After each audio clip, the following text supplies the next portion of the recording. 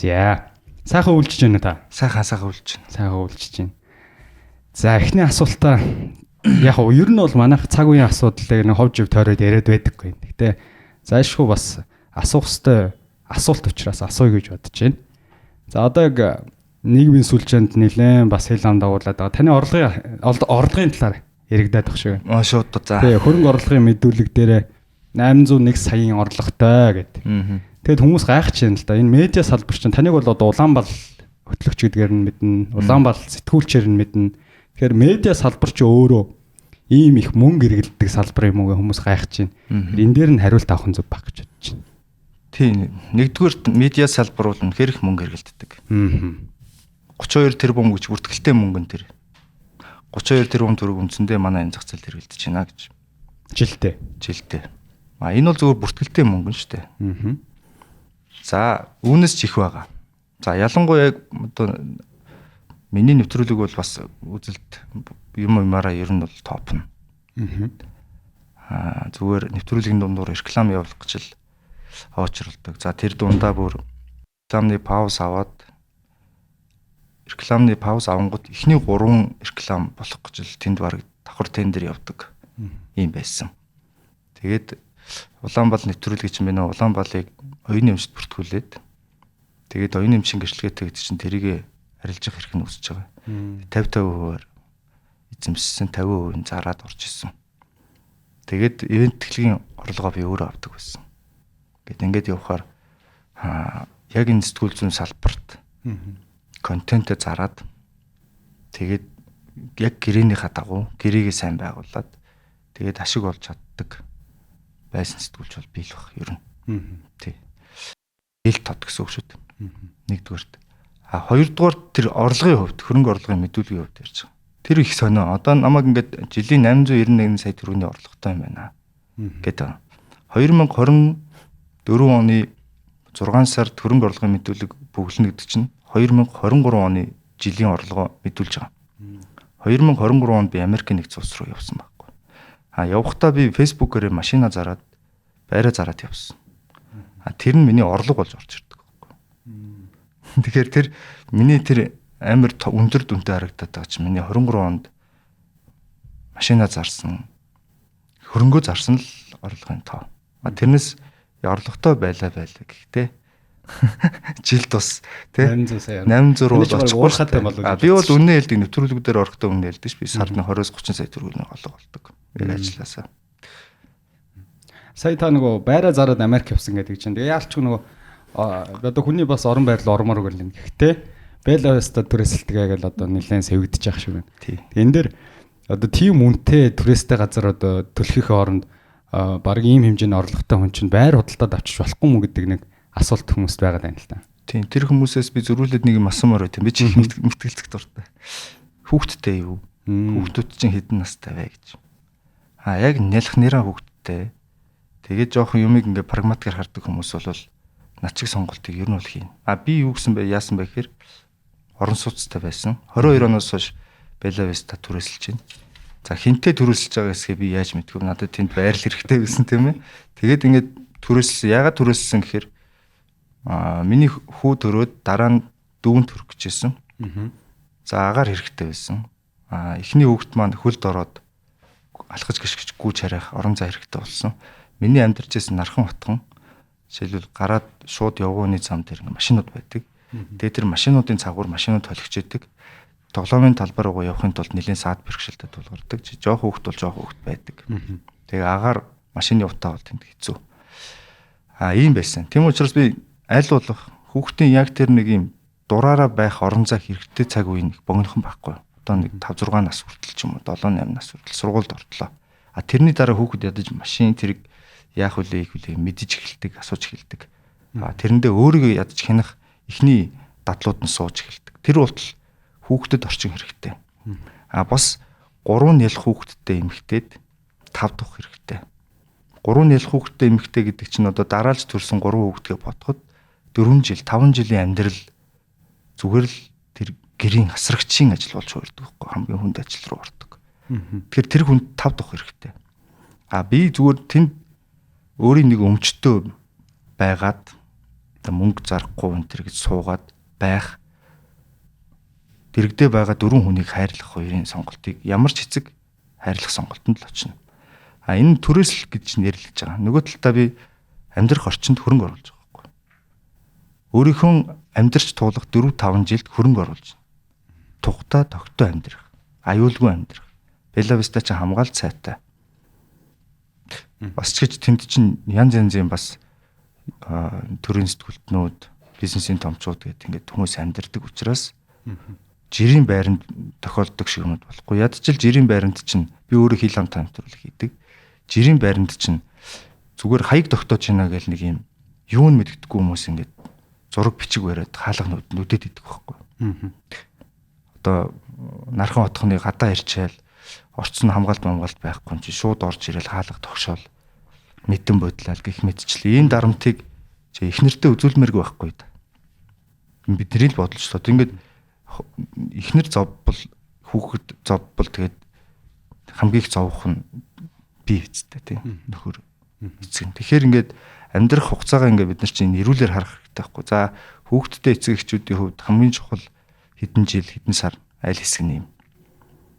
Тэгээд цаашаа яах юм гэдэг ингээд зураглана. За зилдээ нэг тэдэн төгрөг зарцуулах юм байна. Тооцоо хийн. Тэгээд тэрийг олох орлого. Бүхэл юма тооцож хийж байна. Тэрнээс биш ингээд ийм үнэтэй газар яаж яхаар байртай болохгүй та гэдэг бодол хүн болгон төрнө. Би хэрвээ хоёулахнаа байсан бол тэхгүй шүү дээ. Тэнд тим метр квадрат тэнд ингээд байхгүй байх. Яг хэрэгцээ шаардлагатай тулгуурласан юмнууд сонголтуудыг л хийдэг. Тийм л юм. Яагаад ийм хоёр асуултаар эхэлсэн гэхээр өнөөгийн улс төр дан ганц одоо тань дээр биш л дээ. Өнөөгийн улс төр аль нэг улс төрчийг арталт нь хэн нэгэн хүн бий. Аль нэг групп компани төлөөлөл тэр ашиг сонирхлыг хамгаалж байгаа гэж ярьдаг. За энэ яриа бол бас танилуд чиглэж ах шиг байна. Тийм учраас энэ асуултыг асуусан сая. Тэгээд одоо та улсын их хурлд ороод 6 сар болчлоо.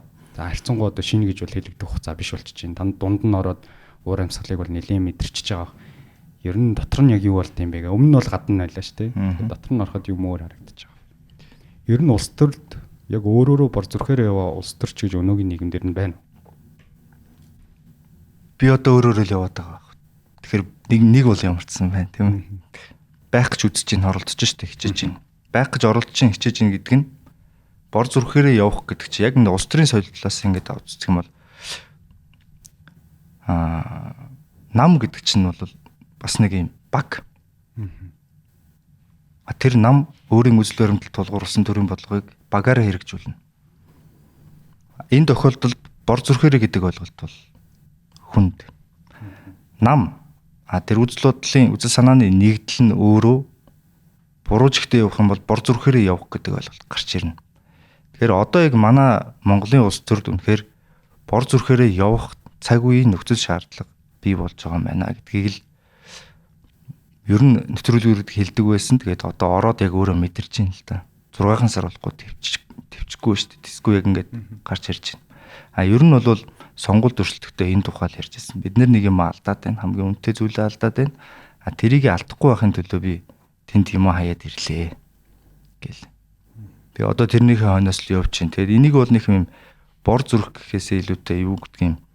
Үзэл санаанд буцааж нэгдэх тэ нам улс төрд бас нэг юм шин жишг тогтоох юм л гэгийн бодолтой гэх юм уу. Одоо манай ах улс төрч нар ч бол нэм хөнгөн хуумга байна гэдэг шүү дээ. Тийм үнэ би хөнгөн хуумга байгаа та нарын хаар.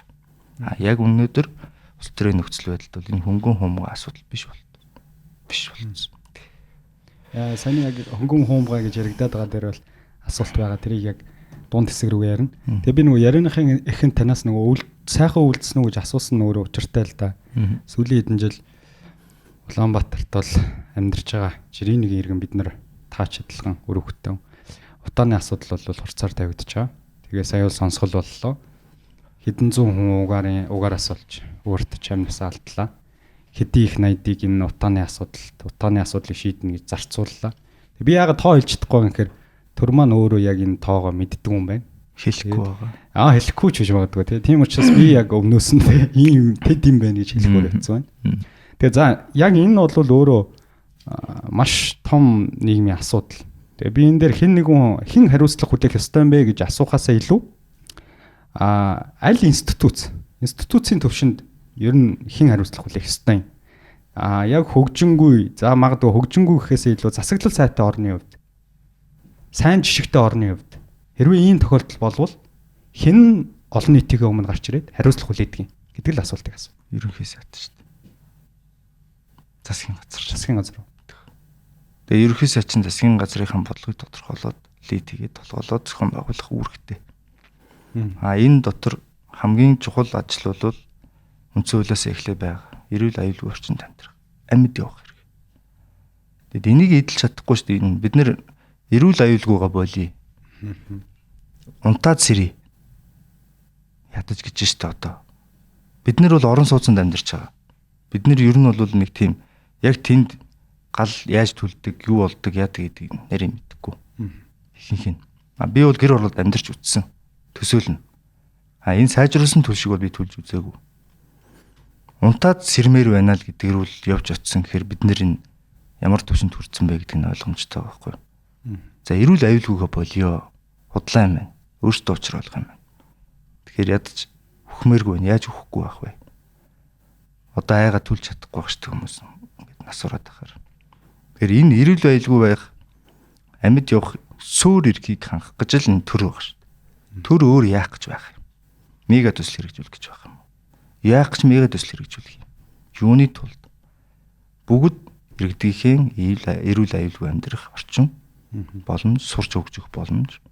Тэгэл элбэг хангалуун, сэтгэл ханамжтай амьдрах нөхцөл болцоог л хангах гэж байгаа шүү дээ. Тэгэд энэ эрх наазахын үндсэн эрх.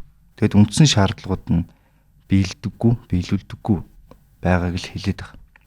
Утаатаар хэлж байгаа. Ялангуяа одоо би ягаад энэ тухай ерөнхий сайд руу шууд фокуслаад байна гэхээр за энэ засгийн газрын тэргүүлэх төвшөнд ажиллаа 6 жил боллоо. Хөрөлцөх ерөнхий сайдын хэрэглэхийн дарга байсан Монгол Улсын сайд. Хөрөлгөмтөд засгийн газрын үйл ажиллагааг зохицуулдаг менежер л байсан.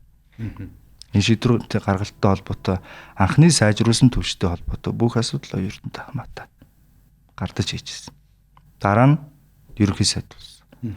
Тэгээ энэс хойш өнөөдрийг хүртэл энэ сайжруулсан төлшийг анх бид нэр төлөх гэж байхдаа юу ярьж ирсэн бэ гэхээр Солонгос, Япон, Хятадын жишээг татаал. Ингэж л эхний ээлжинд богино хугацааны арга бол энэ юм байна. Ингэж шахаж төлөхгүй бол бидний тордох нэг юм байна. Тийм учраас энэ бол богино хугацаанд. Тэгээ урт хугацаанд бид нэр яах юм бэ гэсэн. Манайхан нөө сонгуулийнхын жил нь 4. За тэгээд өөрсдөө хөгжлийн философи байхгүй. Тийшээгээ чиглэдэг зохион байгуулалт байхгүй. Тэгээ нэг намд ингээд дангаараа засаглаж байгаа шахуу байсан. За энэ дунд ингээд зорилго нь алдагдсан учраас богино хугацааны төсөл хийсээр явсаар байгаа л өнөөдөр 17-8 жил яг энэ утаагаал ярьж штэ бид нар. Өнөөдөр хүртэл яг төлшөөл ярьж байна. Одоо залуучууд за нийгмийн ингээд дүр зургийг харах юм бол за зарим нь бол зохион байгуулалттайгаар таны эсрэг явж байгаа. За зарим нь магадгүй үнэхээр чин сэтгэлээсээ ч гэдэг юм уу те. Засгийн газрыг огцруулаад яах юм бэ? Үрдэн байгаа мó? Хэн ерөнхий сайд болох юм бэ? Ер нь нийгэм зүгээр өөрөө хариуцлахгүй байхад өөрөө дуртай болцсон юм шүү гэж. Эсрэгээр улс төрчид энэ ард түмэн өөрөө хариуцлахгүй байх нь улс төрчид ашигтай юм системийг өөрсдөө бий болгоод байгаа юм шүү гэж. Яг тэр маш их хулгай ярьсан те сүүлийн 4 жил. Тэгээд шүүхээр ороод магадгүй шүүхийн процесс тийм удаан байдаг юм мэдэхгүй. Энэ асуудлыг ингэж шийдлээ. Тэр хүнд хэргийг хүлээлгэлээ гэдэг хариуцлага нэг нөгөө хэлэхэд сүүлийн 4 за магадгүй таны ярьж байгаа 6 жил тэдэл олж харсангүй. Тэрийг хариуцлага тооцохгүй байх нь хэнд ашигтай? Хариуцлага тооцохгүй байх тухай асуудал биш байдаг. Бид нэр өөрсдөө ерөөсөө нийгмийг харахтаа медиа бид нэр те буруу дүгнээд байгаа. Нийгэм өөрөө ер нь ийм болцсон юм шүү гэж. Нийгэм ерөөсөө ийм болоогүй. Бид нар нийгмийг олж харахаа болцсон байна. Энэ сурталчилга ухуулга дундаас. Энэ сошиал медиа дундаас, энэ технологи дундаас хүнээ олж харахаа байсан байна шүү дээ. Үнэхээр нийгэм ийм мангар болцсон юм гэвэл үгүй. Мангар болцсон юм шиг байлгаж байгаа байхгүй. Одоо энэ дэлхийн нийтээр шүү дээ. Дэлхийн нийтээр яг ийм зовлонтой байгаа. Яг бодиттой энэ нийгмийн үнэлгээ энэ гаргаж ирж байгаа асуудал. Үнэхээр хэцүү. Энэ бол хэцүү. Одоо бид нар юу гэж дүгнээд байгаа гэхээр хүмүүс ингээд автаад энэ хуурдаад энэ тэгээд нэг хэсэг сэвэд мартаад байна гэдэг чинь энэ сошиал медиаг л бид нэр ажиглаж байгаа. Өөрөөр хэлбэл энэ тохируулгатай үйл явдлыг л бид нэр хараад дүгнээл юм л та. Тэгээд нийгмээ тэрүүгээр дүгнээд байгаа. Тэгэнгүүтээ бид нэг бүх талаасаа тэр засаг төр талаасаа ч медиа талаасаа ч олон нийтэн ч гэсэн өөрсдөө сошиал медиаг харж дүгнэлт хийж байгаа учраас энд юм хариуцлага ярих тухай асуудал байхгүй. Бүдгэрээд бүх асуудал бүдгэрж үлддэг. Одоо шил нүүрсний уулгаш нар ийм боллоо инглээ тэглээ шууглаа. Ингээ яваад хариуцлага тооцъё гэдэг ингэнгүүт тэр нь хулгайч юм байна, энэ биш юм байна. Хүмүүс чинь ингээд хоёр хүн хоорондоо юм сол яриа хэл ингээд байнга ярилцаад байгаа сонирн биш. 3-4 хүн орж ирснээрээ хоёр хүний яриа улам амттай, улам үнэн болж эхэлдэг, эсвэл бүр улам хотлоо болж эхэлдэг. Тэгэхээр 3 дахь итгэхэд хоёр хүний хоорондоо ярьж байгаа их сонирн байдаг. Тэндээс мэдээлэл олж авдаг. Ингэж бүлэг нийгэм үүсэж. Яг энэ зарчмаараа сошиал медиагаас хүмүүсийн хандлагыг хараад тэрийг хүмүүс гэж үздэг шүү дээ. Тэр чиглүүлэг гэж харахгүй байна. Тэгэхээр хүмүүс ингэж үзэж шүү дээ. За. Өөрөөр хэлбэл бид нэг олж харахгүй. Чи тэр зэрэгцээ сууж байгаа хэрнээ би харахгүй байгаа шүү дээ. Би нэг ойлгохгүй, итгэхгүй. Яг гэвэл 3 дахь итгээд болон 4 дахь итгээдүүдийн байр суурь чив тойрон бодлыг тодорхойлж байгаа юм. Тэгвэл илүү нөгөө бодиттой үйл явдал дээр хариуцлагын талаар танаас асууя л та. Нэгэнт удаа хариуцлага ярьсан юм чинь тийм. Хамтарсан засгийн газар. Арчилсан нам бол ер нь бол боломжийн санал авцсан гэж би зүгээр хөв залуу хүнийхээ хувьд бол дүгнсэн. Гэтэл сайн сөрөг хүчин байгаа ч гэдэг арчилсан нам залуучууд саналаа өгсөн. Гэтэл хамтарсан засагт орсон. Маш олон залуучууд бол үүнд бухимдсан. Тэг эсэргээрээ тэгвэл ийм бодит кейс дээр хариуцлагын асуудлыг хөндвөл таны хариулт юу байх вэ?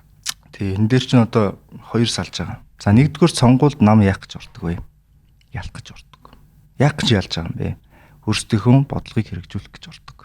Өөрсдийнхөө үзэл баримталд суурилсан. Үзэл баримтал гэж юм байдаг бол тэрэндээ суурилсан бодлогоо зураад тэрэндээ суурилсан мөрөө хөтөлбөрөөр хилээд тэгэд энийгээ бид нэр хэрэгжүүлэхийн тулд ялах хэрэгтэй байна гэд санал хүсэж байгаа. Нэг талдаа иргэд саналаа өгж байгаа. Иргэд саналаа өгөхдөө та нар ялагдчихаа. Тэгээд сөрөг хүчний ажлаа хийгээрэй гэж санал өгдөггүй. Ялчаасаа гэж санал өгдөг. Тэгээ ялчаасаа гэж санал өгж ийн гэдэг нь та нар наа ажлаа хийчихээсэй гэж өгч ийн гэсэн үг шүү дээ. Тэгэхээр сонгуульд авсан дүндээ таарсан хэмжээнд ажил хийх хэрэгтэй. Сөрөг хүчин гэдэг нь биднээс юу нэхэд вэ гэхээр сөрөг хүчин л гэж нэрлээд байгаа. Сөрөг хүчин нь л хяналт тавьдаг гэж үзээд байхгүй юу? Цаад гол горигдлого нь хяналтаа тавиач. Хяналтгүй шүү дээ наад нэг нам чинь. Энэ авилга чинь хэтэрлээ. Ямар ч шудраг ёс гэдэг үг бүр илэгдэд дуслаа. Тийм учраас хяналтаа тавиач. Хин хянд юм бэ энэ парламентын тогтолцоотой орнуудад. Сөрөг хүчин хянд юм аа. Тийм учраас хяналтал бий болгох гэсэн байхгүй. Тэрнээс ялагдах гэж юусаа санал өг. Нэгдүгээр. Хоёрдугаарт. За ингээд хамтарсан засагт орлоо. Энэ бол сайн талаас нь харвал нөгөө нам чинь арай цөөхөн суудлаа авсан нам сонгогчдод бид нарыг сөрөг хүчин буюу ялагдах санал өгөөгүй. Мөрийн хөтөлбөрөөр биелүүл өөрсөддөө олгоцсон конопныхоо тоонд тааруулаад чадахт ятгаараа ирвэхээрээ амлснаа биелүүлээл гэж байгаа байхгүй. Өгсөн. Тэнгүүд хамтарсан засагт ороод чадгаараа 8 сайд 8 яам салбар аваад өөрсдийн бодлогоо хэрэгжүүлээд ингээд ажиллаа хийя. Мөрийн хөтөлбөрөөр биелүүлээ. Өөрөөр хэлбэл зүгээр л ингээд нэг юм хянаад суудаг хянагч тий мэрэгжлийн яналт биш. Одоо улс төрийн нам байна. Төрийн бодлого боловсруулдаг институт байна. Ингээд ажиллаа хийя л гэдэг ийм сонголтыг хийж байгаа. Сайн талаасаа. Хариуцлага талаасаа. Энэ хамтрал бол ажил хийнэ гэхдээ 14 мега төсөлтөд гарчиг тавьсан. За зөвөө. Одоо тэрийг харахаар аим гоё жигсаалт тий. Яг бодиттой явах ёстой, явах боломжтойнууд нь бол яваад эхэлж байна. За энэ дотор сайн муу алдаа өнө зөндөө юм яригдана. Одоо ингээд энийг 14 мега төсөл гэдэг гарчиг тавьчаа. Тэр гарчигныхаа доор юу хийж ийн вэ гэдээ ингээ харахаар тэр амлалтынхаа бүх юмныхаа эсрэг байгаа. Өөрөөр хэлэх юм бол арчилсан нам өөрөө дангаараа энэ засагт орчоод параллел төвшөнд санаагаа хилцэхгүй байна. Өөрөөр хэлэх юм бол засгаас орж ирж байгаа их хурл руу орж ирж байгаа шийдвэрүүдэд арчилсан намын болон арчилсан намын тухайн сайд нарын дээр нь арчилсан намын үзэл санаа багтахгүй байна. Энэ хамтрал биш байна. Энэ автократ засаглал яадаг вэ гэхээр яг ингэдэг. Ямар ч өссөн сонгуул явуулна, тийм ээ. За тэгээд сөрөг хүчин нөгөө хүчнийхээ бас энэ бизнесийн байгууллага бүх энэ лидерийг барьдаг. Тэгээд нэг бол чи дуус эсвэл хамтарч ажиллая л та гоё. Ийм саналыг хэлдэг. Нийгмээ сурталчилахаар удирдах идэх тал онцлог баг шүү дээ. Тэг энэ зам руу яваад байна. Тэгээ би бол намынхандаа намын удирдах төвчний хүмүүстэй хэлж байгаа. За энэ хамтрал бол энэ талтаа ажил хий гэсэн. Гол ажлуудаа хийчлээ. Эний чи эсэргүүцсэн ширхэгч гişүн байгаагүй шүү. Ганц нэг гişүн байсан. Ураны төслийг эсэргүүцэж байгаа гэх мэт. Нүүрсний хилцээртэй холбоотой бас жоохон хилцээртэй нэг улс шиг байл да та нар гэсэн шаардлагыг тавьсан гэдэг гişүн байсан. Нөгөө талаараа үнэхээр эсэргүүцсэн байгаагүй. Ингээд энэ хоёр том төсөлч явлаа одоо болно л гэж би хэлж байгаа байхгүй. Яг тэгэхээр энэ хамтрал чинь цаашаа жил ингээд явхад л жинхэнэ утгаараа нөгөө хариуцлага гэдэг чинь чихнээсээ яригдах. Нөхцөл бүрдэх гэдэг. Үүнээсээ илүүд ортох гээд байна л да. Сая том төслүүдийг хөдөлгөсөн гэдэг чинь. Ер нь том төслүүдийг хөдөлгөсөн. За би яг хөдөлгөсөнтэй нь санал нь хэлж байгаа. Ер нь засгийн газрын хийсэн гавьяа юм уу?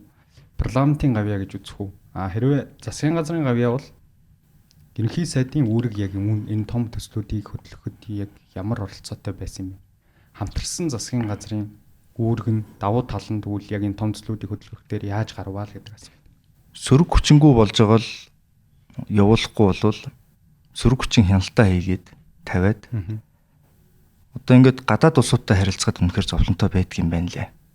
Байна лээ гэдгийг би нүдэрээ сая шанхаад их хурлын 20 гишүүн бараг бүх сайд гэдэг маш өргөн бүрэлдэхүүнтэй очсон байхгүй юу. Тэгээ Монголын төр тэнд зүгээр нэг компанитай очиж уулзсан шүү дээ. Монголын төр бараг бүхэлдээ тэгээ нэг компанитай очиж хэлцээр хийж байгаа. Тэр компани за тэгээд нэг хотын дарга нар Монголын бүтэн төртөө яаж харьцаж байгаа, ямар тулгалт хийж байгааг нүдэрээ үзэж ихээрээ сонсч байгаад ирж байгаа байхгүй.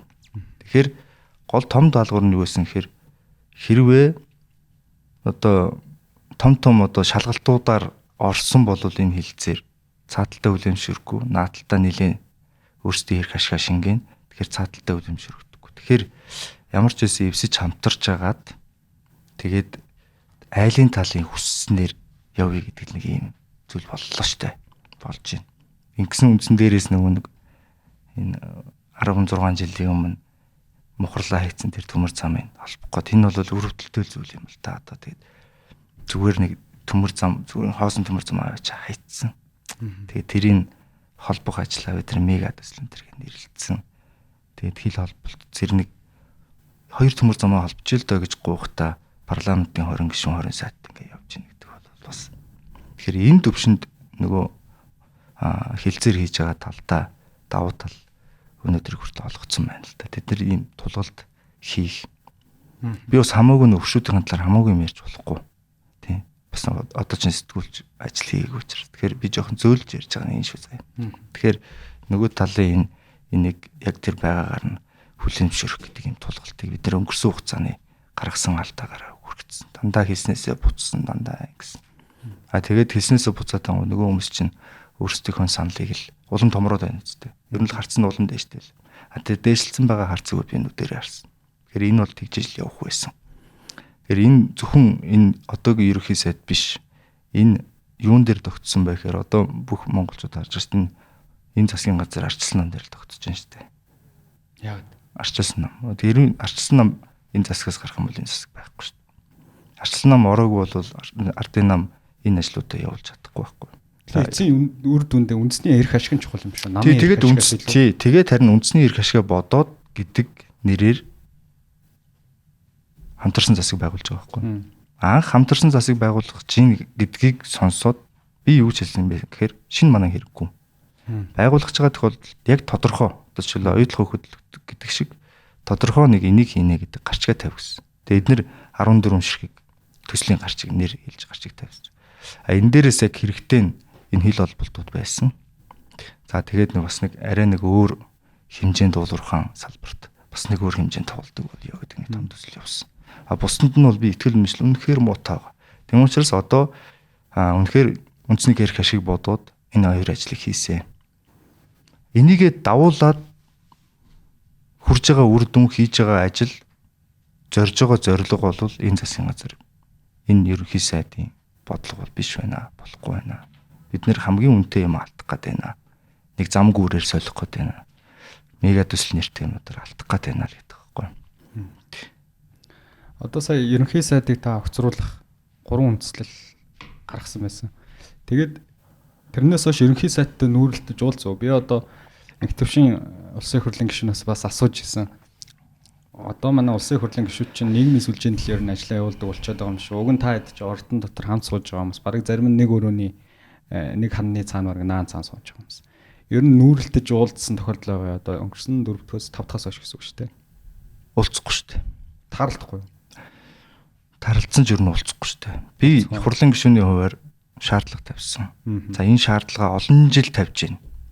Яг энэ сэтгүүл зүйн бүтээл хийж явахдаа тавьж исэн шаардлага маань одоо өөрөө шийдвэр гаргах төвшөнд ирээд энэ миний альбан бланкн дээрх тэр үндслэл бүхий бичиг болж л гарч штэ. Уулзах ямар шаардлагатай. Уулзын молзыг хэлэхгүй. Мэдээж самбуу уулзъя гэж өөрөө хэлэхгүй. Одоо над руу бол энэ хугацаанд бараг нэрээ Чингис хаан босч ирээд залгахаас бусдын залгалаа. Гү нэрээ би бүр ингээд гайхмаар сюрприз болмоор хүмүүс хүртэл залгалаа. Сүрдүүлж гин чамаа ингэж штэ гэж гин. Зарим нь ятгаж гин. Яг юу хүсэж байгаа л одоо. Яг юу. Чиний ирэх ашиг юу юм? Цаан чи хэн байгаа? Чи ер нь хинтээ зөвлөд байгаа. Миний эзнийг хайгаад болохгүй байна. Надаас нэг ямар нэг эзэн хайгаад нь штэ. Энэ ганцаараа учиргүй нэг бичиг барай явахгүй те. Ямар сони юм бэ? Йоо байхгүй, болтохгүй. Тэнгүүд энэ юу хүсэж байгаа юм бэ? Ямар юуны сайд болох гэсэн юм бэ гэдэг штэ. Жишээлбэл те. Тэгээ хүмүүс хэрэглүүлээд. За уулзчих гэж байгаа. Дөнгөж өчтөрхөн. Бас хүмүүс хэрэглүүлж байгаа. За уулзчихъя. Танаа намын дарагтай. Гурлаа ингээд уулзчих гэж байна. Чи өндөр тэнд тэдэн цагт болж гин үү цаг чи яаж ин байж. За. Би уулзахгүй. Үнэл хэлж байгаа ш. Сэтгүүлчнэр чи нэг сул тал нэг юм уу да. Ийм нэг хэлэхэд боломжтой гэж бодож байгаа зүйлээ хэлээ явчихдаг. Тэгэд уулзахгүй л гэж. Уулзчих яах юм. Миний хэлэх өгүүлбэр ойлгомжтой, өөдөөс асуух нь ойлгомжтой. Юу хүсэж байгаа. Хамтрий. Нөгөө нэг автократууд хийдэг л ажил байхгүй. За хоёлаа хамтрий л дайлаа. Юу хүсэж байгаа. Мөнгө юм уу? Тэ? Орон байр юм уу? Чи орон байр хүн биш үү? Тэгээд сайд юм уу? Яг яа гэдэг. Ирэх ашигч юу юм бэ? Үгүй гэнгүй. За тэгвэл тэгээд одоо хамгийн гонигтай замаараа явдаа. Гэхэл байхгүй. А миний хариулт ойлгомжтой, цаанаас хэлэх үг ойлгомжтой уулзалт бол хэрэггүй л дээ. Түрүүн та нэгэнт би нөгөө медиар орсон учраас та ч бас медиагийн хүн учраас асуулт асуу гэж бодчих. Одоо нөгөө улстай ганц Монголд байгаад байгаа асуудал биш ээ гэнэ бол улс даяар байгаа гэдэг хүмүүс ерөөсөө ингээд нэг медиагаар нэг мэдээгээр ингээд мартдаг зүйл гараад байна гэдэг. Тэгээ таны нэг хэлдэг үг гэдэг чинь ер нь хэрсүү байх хэрэгтэй гэдэг. Ер нь хэрсүү байх ч өөрөө арт түмэн бид нарт бол хангалтгүй л байна л та. Одоо жишээ нь би зүгээр амар энгийн жишээ авъя л да өчигдөрхөн. Энэ авилгалын индексийг мэдээлсэн байна. Тэгээд мэдээлэхдээ Монгол улс 7 байр урагшилжээ гэх. Нөгөөдүлийн ухарсныг бидний урагшилт гэдэг мэдээлч чана тий. Хууль зүйн сайд өөрөө тавьсан. Тэгээд Twitter дээрээ бүр манай хууль зүйн сайд чинь багталтайгаар оруулсан байлээ. За би одоо ингэж хэлээд бас асуудал орох байдیں۔ Тэгээ ямар ч байсан 33 оноо гэдэг тэр оноо бол 2020 оноос хойш бид нэр хэвэндээ байна. Маш сайн хадгалж байгаа. Тий, урагшаачгүй хойшоочгүй. Тэгэхээр ер нь манай засаг төр өөрт ашигтайгаар энэ мэдээллийг яаж ашиглаж олон нийтэд яаж энэ мэдээг түгээх үү гэдэг дээр бол ер нь бол маш сайн мэрэгссэн байна. Энэ тохиолдолд бид нар хэнд итгэх юм бэ? Энэ одоо төр ажлаа үнэхээр зөв хийж гэнэ үү? Энэ үнэхээр авилгалыг бууруулж гэнэ үү гэдэг нь уг нь тэр мэдээг нь бид нар зөвөө шинжилж аваад өөрсдөө үнэлгээ дотроо дараагийн сонгуулиар сонгох уу яах уу гэдэг шийдэн штэ. Гэтэл энд хэрсүү байгаад хангалтгүй байна. Яах вэ? Энд хамгийн энэ хэрсүүчцээд энийг ойлгохгүй байгаа та биш юм байна. Хүн болгонод индексийг ойлгоод дүнгийг хараад тэг өөртөө бодох юм бол медиагаар яадаг. Яг ч ер нь энэ улсад медиа байдаг. Медиа байхыг чухалчлаад дэлхийн арчилсан орнууд ягаад хэвлэл хэрэгчлөг чухалд авч үздэг юм. Тэгээ ягаад дөрөвдөг засаглал гэж тийм засаглалын хэлбэр байхгүй мөртлөө хэвлэл мэдээллийн салбарыг дөрөвдөг засаглал гэж авч үздэг юм бэ гэхээр хэвлэл мэдээллийн салбар бол төртөө олон нийтэд ажиллах онцгой чиг үүргийг зарчмынхаа хувьд хүлээдэг байхгүй. Энийг хийхгүй шүү дээ. Жишээлбэл энэ олон улсын байгууллагын дүн шинжилгээ гараад ирэнгүүт барьж суугаад ийм байна шүү гэд сайтаасаа төрүүлээд медианууд нь мэдээлэхгүй шүү дээ. Медианууд одоо юу хийж байгаа? Нэг хүнээс нөгөө хүний тухай асуугаад дамжуулаад тэгэл үзэлтийнхаа тоогоор уралддаг ийм л ажил хийж байгаа шүү дээ. Ийм медиа ийм байсан учраас би Улаанбаал гэж нэвтрүүлэг хийсэн шүү дээ. Ийм байгаа юмыг байгаагаар нь хүрэх болохгүй юмнууд байна. Тийм учраас улаанаар засаад тэгээ хийе тойм нэвтрүүлэг хийдэг гэсэн. Одоо миний тойм явж исэн бол дугаар нь яг тийм дугаар явна. Яагаад Монголын төр худлаа яриад байгаа юм бэ? Бид нэр ерөөсөө урагшлаагүй. Айлууд ухарсан. Гэл хэлэх байхгүй. Тэрийг харангуутаа л дүгнэл хэлнэ. Энэ нь бол медиагийн үүрэг байхгүй. Энийг хүмүүст хүрэхийн тулд хэлбэр ашиглаж байгаа зүйл л байхгүй. Тэгэхээр манай медиа өөрөө үнэхээр сул байна. Маш олон жил сул байна ер нь. Яагаад сул байгаа? Хэрэглэгч санхүүжээд байгаа юм уу? Хэрэглэгч алга зах зээлийн зарчмаар явахгүй байна. Тэгэхээр ч одоо амин зоохын тулд нэг хүн мөнгө өгөх хэрэгтэй болчих шүү дээ. Тэр нь тэгэхээр төр үү? Төр тэгээд хэсэг бүлэг итгээд үүд шүү дээ. Төр бол одоо жишээлбэл надад байгаа мэдээллээр шилэн данснаас ингээд шүүлгээд үзэнгүүт 2023 оны зөвхөн хэл мэдээлэл PR-ын зардал нь 10 тэрбум шүү дээ. Тэгээ 10 тэрбумыг юу ч хийхгүй хэл мэдээлэл авч чадчих шүү дээ. Зүгээр л хин нэгний тухай хин нэгэнд хэсэг бүлэгт дамжуулах, хин нэгнийг очиж муулах, унгаж өгөх. Энийг хийснийхаа төлөө 10 тэрбумыг аваа байж байгаа газар цангахгүй. Цангахгүй бол толгой ажиллахгүй шүү дээ. Толгой ажиллахгүй болохоор мэдээлэл боловсруулдаггүй. Мэдээлэл боловсруулдаггүй болохоос хүмүүс нь хэрсүүчихгүй. Тэгээд хүн медиатай итгэдэггүй. Би бүгдийг нь хэлж байгаа юм биш. Үнэхээр зарчимтай яг энийг хийх гэсэн медиа одоо манай сайтууд байна. Сонин байна. Би сони их уншина. Манай өдрийн сонин өнөөдөр тэргээд сонингууд байна. Одоо ч бас чанараа нэг тийм алдчихаагүй л байна. За тэгээ манай энэ үнэн үзэг юм байна, iTunes байна. Тэ? Тэгээд сайтууд ер нь байна. Тэгээ бүгдийг нь одоо бусд нь муу гэж байгаа юм биш. Одоо манайхан чинь гомдомд хүмүүс очир бусдын муу гэж байгаа юм биш. Ер нь бол ийм нөхцөл байдлаас шалтгаалж хүмүүс гүйцэтгэх хэрсүүцгүй байна. Дээр нь мэдээллийг боловсруулж түгээхгүй болохоор чинь хүмүүс даргын амнаас л мэдээлэл авч дарга үннээ хэлэх үнэхээр дуртай байдаг л. Таныг сэтгүүлж явах үед үнэхээр ингээд нэг 10 тэрбумын асуудал яригдж байна. Зүгээр баг мөнгө өгчөө. Одоо хаалтын гэрээ гэж нэрлэдэг шүү дээ хүмүүс. Тэгээ чи зүгээр чимээгүй бай. Засгийг битгий муулаа гэдэг тохиолдол үнэхээр байдаг юм уу? Байна. Би нэг сонгуулаар яриад хэлжсэн. Дарамт нь хэрэгсдэрсэн. Айлгаж үздэг. Айхгүй бол мөнгөний дарамт. Мөнгөний дарамт бол ямар чанга гэж бодож байна. Одоо ингээд би асар олон удаагийн лайв дээр би ч их нөө байр суурийг хамгаалдаг. Үзэлцээлээдэг. Тэднэр дээр би хэлжсэн баг. Та нар ингээд намайг худалдагддаг, барьдаг гэдэг юм аа. Яг энэ худалдагддаг гэж хэлж байгаа сэтгүүлчдээ та нар зүгээр сургийг нь сонсоод эсвэл нүдэрээ хараад зүгээр хилээ гарах хуц хэмжээний мөнгөний чаажгаар би гэдгэр явсан учраас юм пэдгэр гэдэг юм аа гэж. Энэ бүр ингээд хүний өөрийн оршихуйтай холбоотой асуудал байхгүй юу?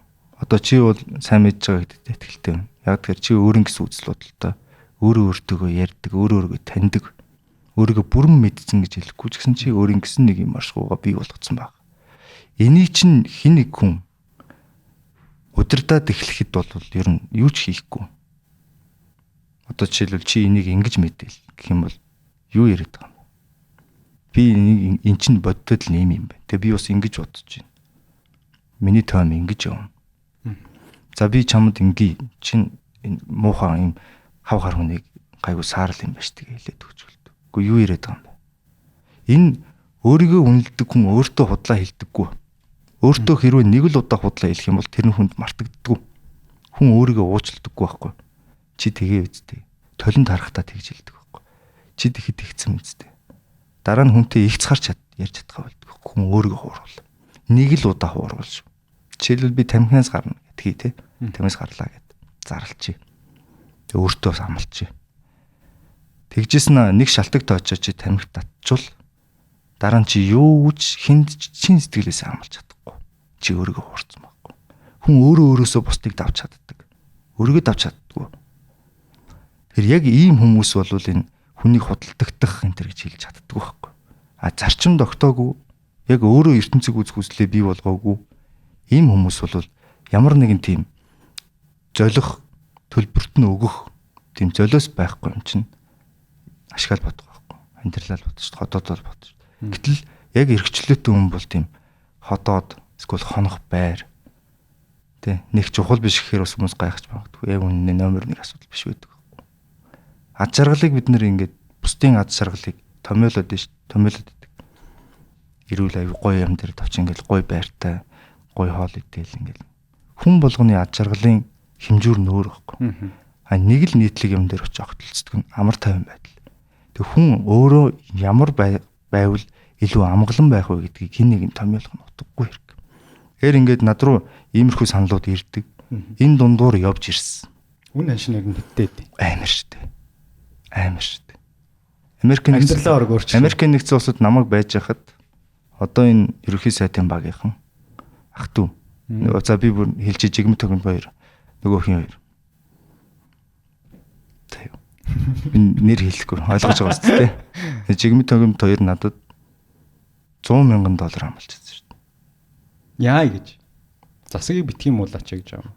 Би нэвтрүүлэг хийсэн юм. Тэр нэвтрүүлэг хийгээд тэр нь миний бүр ингээд зөвүүж ихшлийг төрүүлсэн байхгүй. Нэг ярилцлагч биш, докюментарич биш нэг тийм нэвтрүүлэг. Алдартай сэтгүүлчээр хөтлүүлээд хийсэн юм. Тэгээ би тэнд Америкт байхдаа тэрийг үзчихэд за энэ тарих угаалт бол амар юм байна. Тэгээ хэрглэж байгаа арга бол яг л манайхын авторитар дэглэм рүү явчлаа. Тэгээ эсэргүүцсэн чинь яагаад чи ер нь одоо энэ сонгуулаар ишээ ирэхгүй юм чинь. Нэг мөсөн одоо ингээ ажиллаа харьяа. Тэгээ ер нь бол одоо үе бодъё. Залуучууд нэг талдаа гарыг. Үзэлцээ. $100,000 хэдэн төгрөг вэ? Одоо 350 сая. Одоо 3500 зөвлөлөө шүү дээ. 340 сая төгрөг. Одоо хувийнхаар тий. 340 сая төгрөг. Зүгээр л үгүй гэж тэр хэний мөнгө юм? Юу болоод байгаа. Тэгээ тэнд миний дүрс хийсэн зүйл юу гэхээр би өөртөө нь шууд хэлсэн л дээ. Нэгдүгээр та намайг ган төмөрийн өдөөс мөнгө аваад яв гэж хэлж байна. Хоёрдугаарт ямар ч үзэл санаа үзэл баримтлал байхгүйгээр зүгээр л ингээл мөнгө үзүүлээл хитрхийн намайг дутуу хүнлээд байна. Танихгүй юм шиг. Тэгэл муудалж ирсэн. Би нөгөө нэг дарамтанд орж исэн гэдэг байгаа чинь тэр байхгүй. Тэнгүүд уцаар ярьж байгаа. Яриад за чи чамтаа чамгүй бид нэр ингээ явчихна. Чамтаа чамгүй улс орон ингээ явчихна. За эндээс л ер нь миний нэр дэвших эхэлсэн шүү дээ. Тэгээд би бараг тулж ирсэн. Тэр босон үйл явдал 4 сар тусан би 5 сард ирсэн. Сая үгээ хэлэх хэрэгчлөө гэж энэ тэрнтэй бол 100% санал нийлнэ. Ер нь юунаас жаахгүй үгээ хэллээд одоо таныг ураад суугаад ингээ сайхан бүх асуултаа бэлдсэн тавилттай биш асуултууд асуугаа суугч каптай байна. Тэгээд өчигдрийн тэр авилгалын индексээр 33 оноо гэдэг нь арчилсан засаглалтай биш орнуудын тоонд л бид нар явж байна л да. Тэгэхээр дараагийн асуулт тавар арчилсан намын гишүүн Монголын арчлал ер нь халдвар авсан юм шүү. Хэрвээ тийм бол тэр өвчний шинж тэмдэг нь та юу гэж бодож байна? Халдвар авсан. Маш хүн халдвар авсан. Шинж тэмдгүүд нь илэрсэн. Шинж тэмдгүүд нь яаж илэрч байгааг одоо бид нэр сошиал медиагаас зүгээр захаас нь харж байна. Хүн хуулиар бүрэн эрхэн дарах баталгааждсан, дархлагдсан ийм хүмүүс үг хэлсний төлөө зүгээр л гүтгэлэг тэр чигтээ тарж байна. Дээр нь улс төрийн нам хариуцлага тооцсон гэж шүү дээ. Одоо. Юу гэж болох? Улс төрийн намын гишүүн гэдэг бол улс төрийн намынхаа, тухайн намынхаа үзэл баримтлал, үзэл санаа, бодлогод нэг байхыг хэлнэ. Санал нэгдэж байна гэсэн үг шүү дээ. Тэгээд тэр нам тэр бодол санаанаасаа зөрүүдэвэл хин нэг нь зөрүүдэ нэгж хэлнэ үстэй. Улс төрчид юм чи улс төрийн аргаар. Тэгээ хариуцлага тооцсон. Энэ бол хамгийн тод жишээнүүдийг би одоо яг өөрийнхөө биеэр ингэж үзүүлээд байна л да жишээнүүд. Эдийн засгийн үзүүлэлт. Эдийн засгийн өсөлтгээд ингээд бид нэр амар том. Манад эдийн засаг гэж яг байгаа юм уу? Эдийн засгийн салбарыг манад байгаа юм. Манай улс зүгээр ингээд байгаа юмаа зардаг, мөнгө олдог. Тийм л орно шүү дээ. Энд ингээд олсон мөнгө нь ийшээ ингээд бизнесүүд рүү яваад энд худалдаа арилжаа болоод тэнд хүмүүс өрхийн амжиргаа сайжраад энэ талд бизнесүүдэнд хилээд зах зээлийнх нь орчинд хилээд Ингээд цусны эргэлтийн боогоос тэ эдийн засаг. Манад тийм цусны эргэлт байхгүй шүү дээ. Бөөн цус олж авч чинь тэгэл алга болчихдог. За тэр орж ирж байгаа цусныхаа тоог л хилээд өсөд байна. Манад эдийн засаг гэж байхгүй. Одоо сая нэг өнгөрсөн хугацаанд 21-22 оноос хойш манай нүүрсний үн дээцэгтэй туллаа. Нүүрсийн нийлүүл сайжрлаа. Чи хилийн гадаа болж байгаа юм чи бид нар шийддэггүй. Энэний хүчинд бид нар нэг хитэн цаастаа боллоо. Тэрийг эдийн засгийн өсөлт гэж хэлээд байгаа. Гэтэл манай аж ахуй эрхэлж байгаа компаниудын өсөлт тий эсэргээрээ бүр хаалгаа барьсан компаниудын тоог харалтаа. Худалдаа аж үйлдвэрийн тэнхим зарлаад байгаа. Тэгээ юм эдийн засгаа яриад байгаа. Тэгээ би байхгүй гэж хэлж байгаа хгүй. Тэгвэр манай улс бол байгаа юмаа зардаг, тэр мөнгөө хувааж авдаг, бүлэглүүд нь хуваагаа авчдаг. Тэгээ жоохон тайвшруулахын тулд нийгэм рүүгээ тусаад гэл ийм л орон штэ. Ийм л орон. Тэгээ энэ бол шинж тэмдэг хүндэрсэн шинж. Нэгэнт шинж тэмдэг хүндэрсэн учраас би сая бичих гаргаа 3 үндэслэл гаргаад хүний эрх эдийн засгийн асуудлаар 3 үндэслэл гаргаад засаглалын хямралтай холбоотой. Ингээд үндэслэл гаргаад бичих гаргаж ирж байна гэдэг бол энэ вакцин хийх зүүгийг хатгах оролдлого хийж штэ. Би зүгээ хатгаачгүй байна. Эмчлэх гэдэг штэ. Тим амбицтай үндэстэй хүн чинь улс төрд орсон. Нэг юм өөрчлөе ингэж болохгүй штэ гэж хэлнэ үстэ. Нэг хараад байгаа юм бол тэгвэл хараа гоншгоноо суугаад иж болно штэ. Үйлдэл хийхгүй болохгүй штэ гэж гой ярьслаа өгвөл. Тийг үсээг юм л да. Тэгвээс тэгдэггүй харан шин тавчир. Тэгээд зүү хатах гэж оролдож юм би хатгаагүй байгаа. Энэ зүү амжилттай хатгаж чадах юм бол нөгөө тариагаа шахах гэж үзнэ. Энэ дунд чинь асар их юм болно. За тэр тариаг нэг шахсны дараагийн эмчилгээ явах зам нь нэгдэнэ. Ийм л юм ба. Одоо намайг зүгээр тэр бичиг нэртэй энэ нэг тариатай зүг хараал над руу ашгарч шүү дээ. Тэгээд баг миний буруу юм шүү гэж үзэхээр л юм жий. Энэ бол нийгмийн дүгнэлт биш. Энэ бол сошиал медиагийн тохируулгатай харагдсан. Нийгэм хэрвээ намайг яг хин нэг хэсэг бүлгийн хойноос явдаг гэдэг. Одоо би 4-5 жил олон энүүдэн дээр амьдэрлаа шүү дээ. Бүлэгт явдаг гэж дүгндэг байсан бол сая сонгуулаар 40,000 намайг миний нэрний өмнөх дугуйг бодохгүй л байхгүй. Тэгэхээр нийгэм бол өөр бодолтой байна. Нийгмийн санаа бодлыг чиглүүлэх гэсэн хэсэг дээр бид нэр өөрсдөө төөрөд байгаа. Хаас агуулт юм байна. Тэгэхээр ингээд хэрсүү хэсэг нь бас байна. Чимээгүй л байна л та. Ер нь бол хүн ингээд олон ургалж үзэлтэй олон төрлийн байр суурийг хардаг болоод тэгэхээр төрүүлж дүгнэлт хийлгээ болчдөг. Яаран дуурхаа болчдөг. Эсвэл үнэхээр сайн мэддэг юм дээр маш хурдан хэлнэ. Үнэхээр сайн мэдгүй юм бол хардаг. Энэ бол хэрсүүжж байгаа гэж шинж.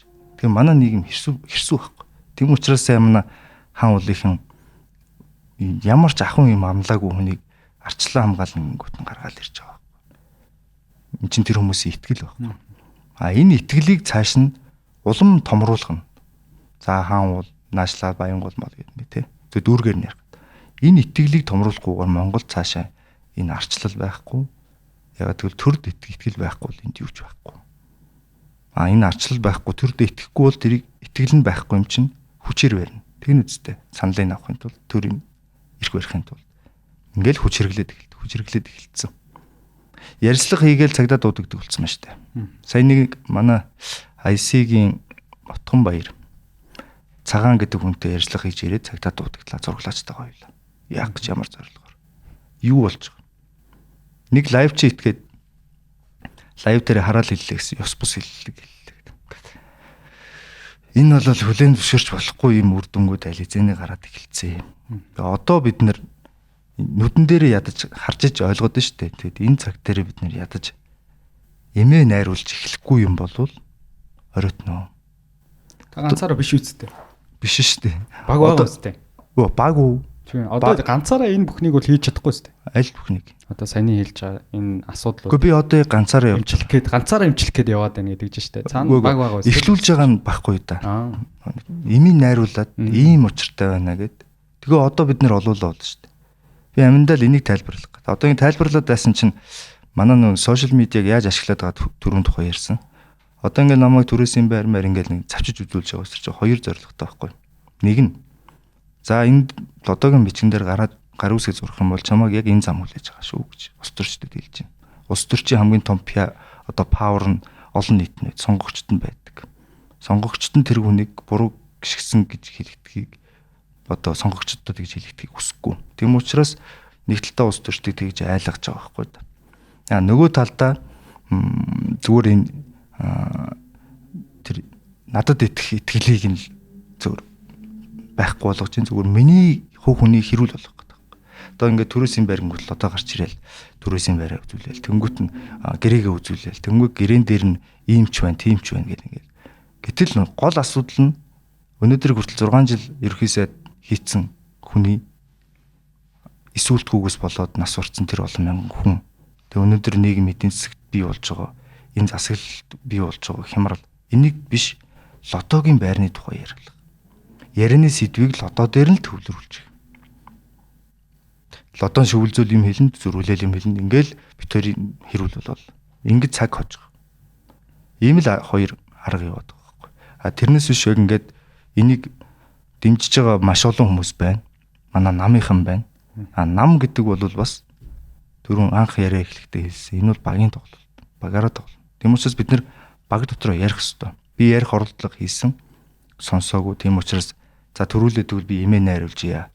Тэгээд хамт байвал ярилцаад энэ зүг рүү хэдүүл явахгүй мó гэдэг алхмыг л эхлүүлж байгаа байхгүй. Одоо манай намынхан хуралдыг гэж шүү дээ.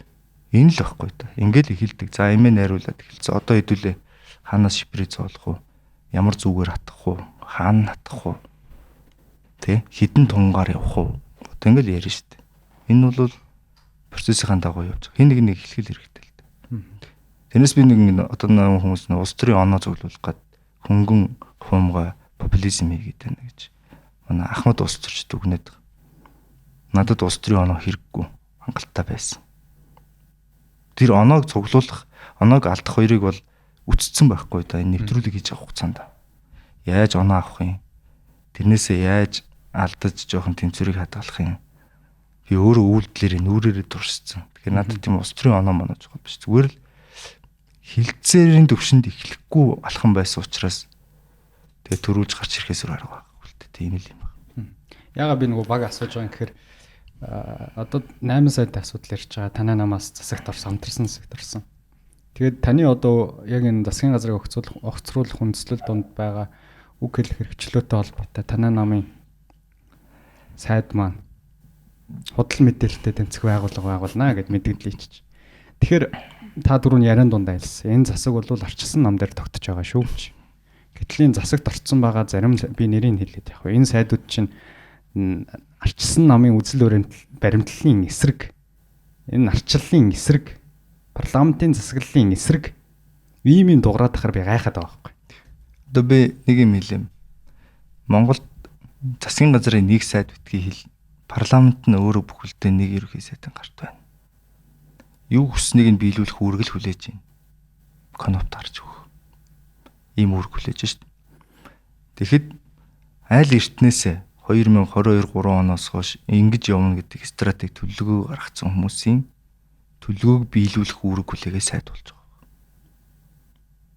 Жишээлбэл тэр Баатархуу сайдын хүсэл биш. Миний бодож байгаагаар. Миний итгэж найдаж байгаа. За ингэж явна шүү, ингэж явна шүү. Ерөнхий стратеги зурглаа гаргацсан. Энэ талаар нь ингэж явна шүү. Хил мэдээллийн эрхчлөөний хууль шинжилсэн хариулт гэдээ ороод ирж байгаа. Алтан ярилцаат дээр. Тэр бол эрхчлөөний тухай ойлголт байхгүй хууль. Тэр эрхчлөөг хязгаарлах хууль. Төр нь бүр хэвлэл мэдээлэлд оролцох, зохицуулт хийх хууль. Хэвлэл мэдээллийг хариуцлагатай байх ёстой гэдэг нэрийн дор барих хууль, унтраах хууль. Энэ бүхэн чинь ингээд төлөвлөгөөтэй яваад байна шүү дээ. Тэгээд дээр нь нөгөө хүний хувийн өмчийг хууль бус хөрөнгийг хураах тухай. Одоо байгаа авилгын эсрэг хууль, эргүү хуулийн дээр байгаа зохицуултыг тусад нэг хууль болгож гаргаж ирж байна. Одоо байгаа хуулиар нь баригдаж байгаа хэсэг хүмүүс байна, баригдахгүй хэсэг хүмүүс байна. Баригдахгүй хэсэг хүмүүсийг дахиад нэг тест явуулж барьж авах гэж байна. Барьж авсан болгондоо хариуцлага тооцох гэж түлхэх юм уу гэхээр үгүй. Энэ нөгөө нэг за бид нартай хамтарч зөвшөлдсөж ажил хийх үү? Үгүй бол за энэ замаараа яв та гэдэг хүзрүүл нэмэх гэж байгаа нэгдүгээр зорилго. Гадна талтай их гой сонсогдно. Зөв шүү дээ. Хууль бусаар хөрөнгөсөн бол хөрөнгөний хураах шүү дээ. Тийм үстэй. Хууль бус. Тэр улсын байх ёстой юм хүнд очсон байна авилгын замаар. авах ёстой. Гэхдээ одоо байгаа нь хэрэгжихгүй байгаа нэг шалтгаан. Нөгөө талдаа шинээр хийж байгаад яах гэж байгаа гэдэг зорилго нь харагдаад байгаа хгүй. Нэгдүгээрт, хоёрдугаарт энэ хуулийн бас нэг юу гэхээр эхлээд хүний нийгэм ер нь дарангууллууд дандаа ингэж тогтж байсан. Дарангуулагч нар бүр сонгогдсон дарангуулагч нар хүртэл байгаа шүү дээ. Одоо манай Хитлер, Муссолини гэл одоо бид нэр хэлнэ. Энэ сонгогдсон дарангуулагч нар хүртэл анх ард түмнийхөө төлөө энэ олигарх баячуудын эсрэг энэ бүх юмыг та нарын юмыг өмнөөс чинь цөлмцсөн хүмүүсийн эсрэг авилгатай тэмцэж гарч ирдэг байхгүй. Тэгээ авилгатай тэмцэж эхэлж ягаад тэгээ сүүлд нь олон нийт нь юу хүсэж эхэлдэг гэхээр одоо тэрийг одоо энэнийхийг сүүлдээ зүгээр л мөнгөтэй үнийхийг энэ яагаад юм мөнгөтэй вэ? Тэгээ бид нар яагаад ядруу вэ? Энэний илүү хөдөлмөрлөдөг гэж юу гэдэг. Тэ? Тэгээ сүүлдээ ингээд бүх юм. Одоо жишээлбэл ингэж явж ясна яах чинь дараа нь өмч өвчлөр орох гэж юм уу? Тэгэхэд өмч өвчл буруу явцсан юм байна. Энэ хөл бос хөрөнгө байна гэх гэж юм. Тэгээ дараа нь бүр мөнгөтэй үнээр орох гэж юм тий. Яг юу болж байгаа. Тэгээ дарангуул ингэж л эхэлдэг. Ингээд алан хэдлэг болдог. Энэ бүх хяналт шалгах шалтгаан нөхцөлийг алхам алмаар нэмж байгаа чинь өөрөө бас авилгыг цэцгэлүүлж идэг. Одоо жишээлбэл чамд намайг хянах 3 эрх байхад би чамтай ямар нэг байдлаар тохирох 3 шалтгаан үүснэ үстэй. Тэ? Чи намайг хэрвээ нэгжих хэрэгтэй, миний утсыг чагнах хэрэгтэй, миний утсыг үзэх хэрэгтэй бол за чи намайг нэгжих нь бол нэгжчих. Гэхдээ утсаа үзүүлмэргүй чи ямар байна гэж ярина үстэй. Тэгэхээр энэ хянах, шалгах, цагдах, давхарцсан ийм эрхийг нэмнэ гэдэг бол авилга нөгөө ханцуун дотор наймалцах бүх юмыг л хэлүүлдэг. Одоо бид нар монголчууд анзаардаг мөртлөө тоодгүй нь юу гэхээр аль 10 хэдэн жилийн өмнөх гэмт хэрэгүүд эсвэл ингээл хэдэн жилийн өмнөх гэмт хэрэгүүд гинт гарч ирээл гинт шалгагдаад яваад байгаа үстэй тий. Одоо бүх гэмт хэрэгтнүүдээ Монголын төр мэдж байгаа. Монголын хууль ёсны байгууллагууд бүгд барьцсан сууж байгаа. Тэр нь улс төр нөлөө бүхий этгээдүүд байх юм бол тэр хэрэгээр нь л барьцаал шийдвэр гаргадаг. Хэрвээ хамтарч ажиллаж цаашдаа явахгүй бол за тэгээд энэ хэрэг чинь шийдэгдэл явуултаа л гэж байгаа юм. Энэ замаар яваад асар олон жил болж шнэ хонгол гэж нэрлээд. Одоо энэ хонгол чинь бүр амар томроод бүр тэр хонголынхон тэр орц гарцуудын энэ хуулиудаар нэмж байгаа л ийм л үйлдэл байхгүй та. Тэгэхээр энэ бол хөв сайд нарын өөрсдийнх нь яг өнөөдрийг хүртэл бодож ирсэн үзэл бодлоос гарсан гэхээс илүүтэй энэ хаан болох гэж байгаа хаан болох хүсэлтэд этгээдийн стратеги төлөвлөгөөг яралтай хамтарсан дээр хэрэгжүүлэх гэсэн л арга байхгүй. Маш яралтай орж ирээд байгаа зү. Маш хурдтай орж ирж байгаа. Хурдтай орж ирээд яралтай хэлцэгдээд гэдэг ингээд маш хурдан энэ юмнууд нь орж ирээд байна гэдэг нь энэ хаан болох гэж байгаа этгээд чинь олгогдсон цаг хугацаа бас урт биш байна гэдгийг өөрөө мэдээд байна.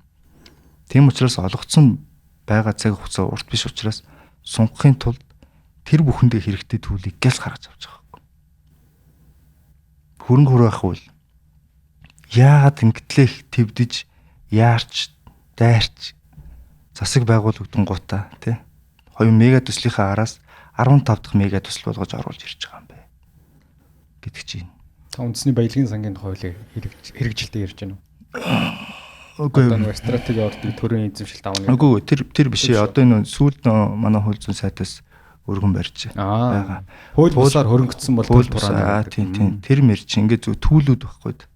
Тэгээ энийг хэлэхээр олон нийт эсэргүүцээд байгаа юм шиг харагдаад байгаа. Яхаараа энэ чи ингээ хууль бусаар хөрөнгөцсөн учраас уурлаад байж гэдэг.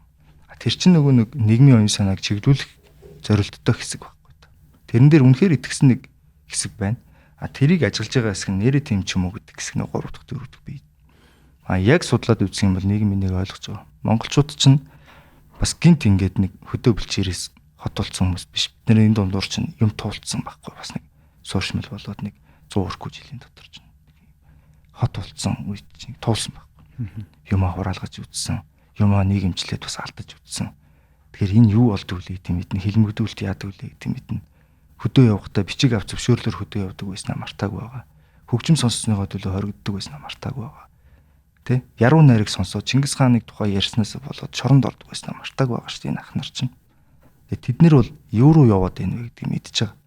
Матаач нэгээ матаад яаж шоронд идэг байсныг мэдчихэж байгаа. Илүү одоо юм хэрглэж илүү юм мэдэрсэн нэгээ яаж бөөнөрөө нийлж матаж хоригдуулдаг байсан. Цухтаалгадаг байсан. Бүгдийг мэдчихэж байгаа шүү дээ. Тэгэхээр энэ Монголын нийгэм тэр чигтээ ингээд самуурсан биш байхгүй. Тэр нь юун дээр харагддаг вэхээр яг чагсаал цуглаанууд тэр органик голдуу бас нэг овоо органик цугласан чагсаалууд тэр харагддаг. Ямар тархи голтонд ороогүй хүмүүс ирсэн байдаг байхгүй. Би ирээ гарч ирж байгаа. Тэгээ тэрнээс ингээд ажиглал байж. Одоо бид нэг сошиалыг хараад хямраад байх хэрэггүй л гэсэн үг. Тэгээ бид медиа хийж байгаа юм бол нийгмээ яг ярьж байгаад олж хараад дүнэлт хийдэг. Тэгээ ер нь социологийн байгууллагууд, судалгааны байгууллагууд ер нь асар чухал, ер нь судалгаа их чухал гэдгийг л одоо бид нэр ер нь медиа болгоно нэг судалгааны багтаа байгууллагатай мэргэжлийн байгууллагатай хамтарч ажиллах хэрэгтэй санагдаад идэг надад бол. За одоо яг дараагийнхаа хоёр дахь том сэдв рүү орох гэж байна. Ерөнхий сайдыг огцруулах үндслүүдийн таны үндслүүдийн нэг болох эдийн засаг. Та дөрөвнөөс эдийн засгийн асуудлыг Монгол улс бол эдийн засаггүй гэж хэлж байна. Тэгээд би энэ дээр нь дөрөөлж асууя гэж бодож байна. Үндэсний баялагын сангийн тухай хууль өнгөрсөн 5 сарын 1-нд батлагдсан. За яг одоо энэ асуудлыг бас л тантай холбож л ярьж байгаа тий. Одоо нэг ерөнхий сайдыг огцруулах гээд байгаа нь энэ үндэсний баялагын сангийн тухай хуулийн хэрэгжилтийг ингээд яг засгийн газар хангах гээд явж байгаагийн эсрэг сөрж байна гэж. Тэгэхээр энэ дунд нэг сонин юу байгаа юм л та. Үндэсний баялагын сангийн тухай хуулиар одоо энэ одоогийн болох гэдэг байгаа шүү дээ. 5 сарын 1-ээс өмнө стратегийн гэж нэрлэгдээд байгаа 16 орд байна уулуурхай. Эндээс одоо 7 нь бол аль үжи төрийн өмч. За 9 нь бол хувийн хвшил байгаа. Тэгээ энэ 9 хувийн хвшилтэй төр хэлэлцээр хийн. Тэгээд 34 хүртэлх гэж байгаа шүү. Бүр 100% ч гэсэн төрд өгч болно гэж. Төр амнаа гэж байна. Та нар 34% өгөө гэж байна. Энэ өг гэдэг үг нь өөрөө яг юу гэсэн үг юм гэдгийг би танаас авах гэдэг. Өг. Зүгээр аавна гэж байгаа юм уу? Үн тохироод аавна гэж байгаа юм уу? Зах зээлийнх нь үнээр нь 34% гэдэг чинь тэр хүний өмч байгаа шүү дээ босгоцсон. Зах зээлийн үнэлгээгээр нь мөнгөний төлөөд авъя гэж байгаа юм. Худалдаж авах мөнгө төрд байхгүй шүү дээ. Харин тий. Тэгэхээр яаж авах гэсэн үг байх нь? Өгөл гэж байгаа байхгүй та. Энэ дотор бас нэг анхааруулжтай асуудал байна. Юуны 34% юм бэ? Ордын юм уу? Компани юм уу? Ер нь тэр ордтой холбоотой бүх юмны 34% гэдэг юм. Одоо компаниуд эхнээсээ хэлцээр хийсэн компаниуд өөрсдөө ил ярьж чадахгүй ч гэсэн талдуур ярьж л байна. Тэнд энэ лицензтэй энэ ордтой л хамаатаасгаас биш босгоцсон байшинтай ямар хамаатай юм бэ? Бүх юмнийх нь 34% гэдэг байхгүй. Өг. Тулгуурлалтаа. Төр мөнгө төлөхгүй юм тий. Тэгэхээр одоо энэ хувийн хвшилд байгаа энэ 9 орд чинь дангаз Монгол эзэнтэй биш. Канада, Сингапур, за бүр Хятад улсын хөрөнгө оруулагч нар энд бүр өөрийнхөө халааснаас мөнгөө гаргаад дэд үтцээ шийдээд энэ уурхайг одоо зүгээр нэг энгийн овоо толгод байхад нь босгоод ирсэн байсан. Айл ч ирүүл утгаараа харсан бол над чинь шууд л хинч хүлэмжшэрхгүй шүү дээ. Ямар ч хөрөнгө оруулагч. Тэгээ бид нэр яаж гадаа олон улс тарын эн чинь бүр маш том сэдв болох юм шиг. Хэрвээ энэ үнэхээр хэрэгжижүүл гадны хөрөнгө оруулагчид наадах чинь одоо тэгээд наадах чинь хэрэгжүүлээ гэдэг хэрэгжүүлэхгүй гэдэг байр суурь хэлэх магадaltaа бүгдийг нь дуусгаж байгаа зү. Тэр хэрэгжих магадaltaа гэсэн үг. Арт түмний баялаг энийг бид медиа мэднэ. Энийг эрхчлөөний үзэлтэй чөлөө зах зээл жоохон ойлгодог, гадралдаг, тэ хөрөнгө оруулалтын тэр жоохон гадралдаг. Би бол тэр хөрөнгө оруулалтын салбарын тэр бол сайн мэдэхгүй шүү дээ. Гэтэ болохгүй ингээд логикоор нь бодоход энийг жоохон болохгүй гэж бодож байгаа хэсэг нь л хөдлөхгүй бол энэ явна шүү дээ. Гадны хөрөнгө оруулалтад оруулагчгүй бид нэр ингээд урд төршдөг гэдэг юм айл нэг хүршдэг тий нийлж хагаад ухчин ухаа гаргаад ирнэ. Тэгээ тэрийгэ зараад төр мөнгөтэй төр байгаа мөнгөөрөө метрогоо баган гүүрэн замуудаа ингээд барина. Олон нийт дугаа байж л та нар. Та нарыг л жаргуулах гэдэг шүү дээ. Ийм л бодлого нэгт явж. Тэгээ яаж илүү мөнгөтэй хүчрэх болох вэ? Тэр мөнгөөрөө нийгмийн асуудлыг шийдэх нэрээр баг ингээд зовлон шийднэ. Хүний зовх хэсэг нь бол хамаагүй. Монголчууд ингэж л жаргана. Монголчуудын жаргал гэдэг бол энэ тэр томьёолоо тийм. Одоо тэгээд энэ 5 сарын 1-ээс өмнө хэлцээр хийх хүнээч бүр томилчих шиг болсон. Улс төрт нэлээд алдартай хүнийг томилсон. Тэгээ хэлцээрээ 5 сарын 1-ээс өмнө энэ 9 компанитай хийж чадахгүй бол бүрэн эрх төлөөлөгчөө төрөөс томилно гэдэг нь бүр компани удирдлагыг авна гэсэн үг байлээ. Энэ тэгэхээр би зүгээр боддоор бол хэрвээ хүмүүс дуурахгүй одоо зөв одоо судлаач нар эдийн засагч нар хэлэхгүй бол хэрэгжих магадaltaй гэд таны амнаас сонсчлаа шүү. Тийм үү? Тийм шүү. Монголд ч ард түмэн төр нь хиний гарт байдیں۔ Тий. Төлөөлөлөөр дамжуулаад ард иргэдэн төрөө барьж штэ. Ард иргэд нь энийг ойлгохгүй, хэвлэл мэдээлэл нь энийг нь ойлгуулахгүй, эрүүл хэлэлцүүлэгт оруулахгүй бол энэ тэгэл яваал бүхэл бүтэн улсын хурлын дарга нь бүтэн гадны хөрөнгө оруулалттай, гадны хоёр улсын хөрөнгө оруулалттай компаниг очиод булаагаад авч ирснийг тэрийг лайвдж үзүүлж ирснийг 2018 онд бид нар мартаагүй шүү дээ. Тэр тэгээ дараа нь бас шууд бет томлоод явцсан хоёр жишээ Эрдэнэт дээр 5 7 өдөр. Эрдэнэс 5 7 өдөр. Хөтлийн цэмжгүй. Хаана л бол хаана бет тааж болдог. Энэ олон нийтэн зөвшөөрөх юм бол. Тэр олон нийтэд зөвшөөрөхийн тулд яах ёстой вэ гэхээр энд нэг дайсан хэрэгтэй. Муу мэдээлүүд хэрэгтэй. Монголын баялагийг хэдхэн хүмүүс эдэд ийнэ гэдэг. Гэтэл төрийн бол бид нэр татврын бодлогоор л олон нийтэд авчиж өгөх ёстой үстэй. Ер нь тэгдэг үстэй. Татвар яах гэж байдаг юм. Олон нийтийн эзэмшил гэдгийг л ойлгуулж байгаа хэрэг шүү дээ. Олон нийт тэргүүл татврын замаар л авна. Татвараа даваад хураагаад аваад ингээд хураагаад дээрэмдэд авдаг юм руу явах юм бол тэгээд ер нь тун удахгүй бид нэр үгээ хэлнэ. Ер нь энэ арчлалгүй эдийн засгийн өсөлт, арчлалгүй их мөнгө гэдэг үл авилгачдын мөнгө. Эхлээд арчлал хариуцлагатай яг ийм арчлал бүрэн тогтжиж эдийн засгийн өсөлт нь айл руу ордог болохоос ш. Арчлал байхгүй газар яг ийм автократ засаглалын үед эдийн засгийн өсөлт бол дарга нарын мөнгө. Энийг монголчууд ойлгодоггүй. Тэгээд нэг ий баримтан дээр гаргадаг дэлгэцэн дээрх тоог нь 100,000 гот 300,000 болгонгод баярлаждаг. Тогны мөнгөнийх нь 50% төлжөнгөд баярлаждаг. Тэ? Тэгээ энэ замаар яг эсрэгээр нөгөө талаас нь тэгвэл асууя танаас. За, хоёулаа нэг жишээ авъя л да. За, нэг энэ Б гэд орд бай гэж үү. Энэ 9 ордын нэг нь одоо хувийн хвшил та. За, төртөө хэлцээр игээд 34% өгөхөр боллоо гэж үү. За, зах зээлийн үнэлгээгээр төр явах ёстой зарчмаараа яваад хуулиад байгаа худалдаж авлаа. Тэгвэл энэ засгийг чинь би зүгээр эцсийн дүндээ 34% төртөө авчаад ашигтай ажиллаад эхлэхээр тэр 34 цэвэр ашигаас нь 34% ашиг өртөх гэдэг шүү дээ. Тэгмээд ард түмэндээ тэр нэрийн нээсэн хоримтлалын нэрийн дансан дээр нь одоо тарааж өгөө гэдэг ариун цагаан хүсэл байгаад байгаа юм шүү. Энэ яагаад хэрэгж боломжгүй гэж таарад. Тэрийг бүглээр нөгнө гэдэгт би зүгээр итгэхгүй байхгүй. Өнөөдөр хүртэл өнгөрсөн хугацаанд бид нэр ингэ уулуурхан орлого хаашаа чиглэсэн бэ? Биднэрт нэм хөгжлийн философи байхгүй. Өөрөөр хэлбэл бид нар зүгээр мөнгө олдог, тэрийгэ хөгжил гэж боддог. Тэгээ тэрийгэ хувааж авахыгаа баялгаасаа хувааж авч ин гэж боддог. Тэр хөгжилтөө гэж хөгжлийн жоохон зоригтой, бодлоготой орон байсан бол тэр уулуурхан одоо чи Эрдэнэтээс олж байгаа мөнгө, оюутлогоос орж иж байгаа мөнгөөр өнөөдөр хүртэл 10 хэдэн жилийн хугацаанд яаж ч нэг станц барьчдаг юм баг үстэй. Наацхан тэгэл хай станц. Яаж ч хэдэн төслүүдээ эхлүүлчихдэг юм баг үстэй.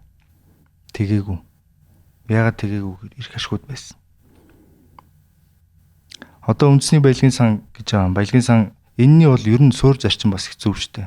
Ер нь бол яг энэ төрön тодорхой хэмжээний стратеги ордууд дээр хяналтаа тавьж байгаа. Тэр нь өөрөө шууд орлого олдог ийм ордууд байгаа тохиолдолд энийг нь ард нийтэд яг тараагаад байгаа юм шиг хэрнээ тэр чинь ингээд өрхийн амжиргаанд л очиж байгаа байхгүй. Одоо жишээлбэл надад нэг хэдэн төгрөг ороод ирж штэ. Би тэрүүгээр юу хийх юм? Тэрийг хоримтлуулж болно. Эсвэл ямар нэгэн бараа ажил үйлчлэг худалдаж авах. Тэрний цаана ажил олгогч ажилтнууд л байдаг. Ингээд нэг эргэлтэнд оруулдаг тийм.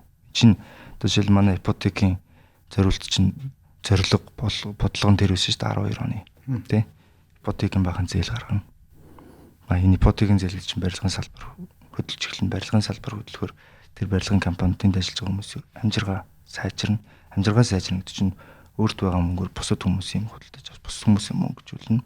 Ингээ явна. Нэгт хоёр зээл авч байгаа хүмүүс зээл авцсан гэж зээлтэй гэдэг чинь сайн ажиллах шаардлагатай болно. Илүү ажиллаж мөнгө олох шаардлагатай болно гэдэг. Нийгмийг тэр чигт нь хөдөлгөж яадаг. Өөрөлдмөд эдийн засгийг амар болж яадаг юм л. Тэгэхээр хуримтлалын сан болвол энэ баялагын сан болвол ер нь тэр зүг рүү явах юм бол бас эдийн засгийг амжилуулах сайн талтай юу талтай. Гэхдээ өнөөдөр би юунд итгэхгүй нэхэр автократ засаглалын үед хяналтгүй хариуцлагагүй байгаа ийм үед тэгээд нөгөө авилгын том бүлэглэлүүд холдоогүй байгаа ийм үед энэ бол зөв бид нар төрөний хэлсэн шүү дээ. Зүгээр илүү гарснаа жоохон тусаагаал тэгээд тэр мөнгө хайчдаг үлээ. Нийгмийн худалдаж авах, улсаа худалдаж авах худал зориулагддаг. Хилийн гадна байшин болол байж байдаг. Одоо бид нар нүүрсний сонсголоор амар юм сонссон. Тэр л байхгүй. Зөв ингээр хэлгээд ийм л юм болов гэж би зүгээр бодож байгаа.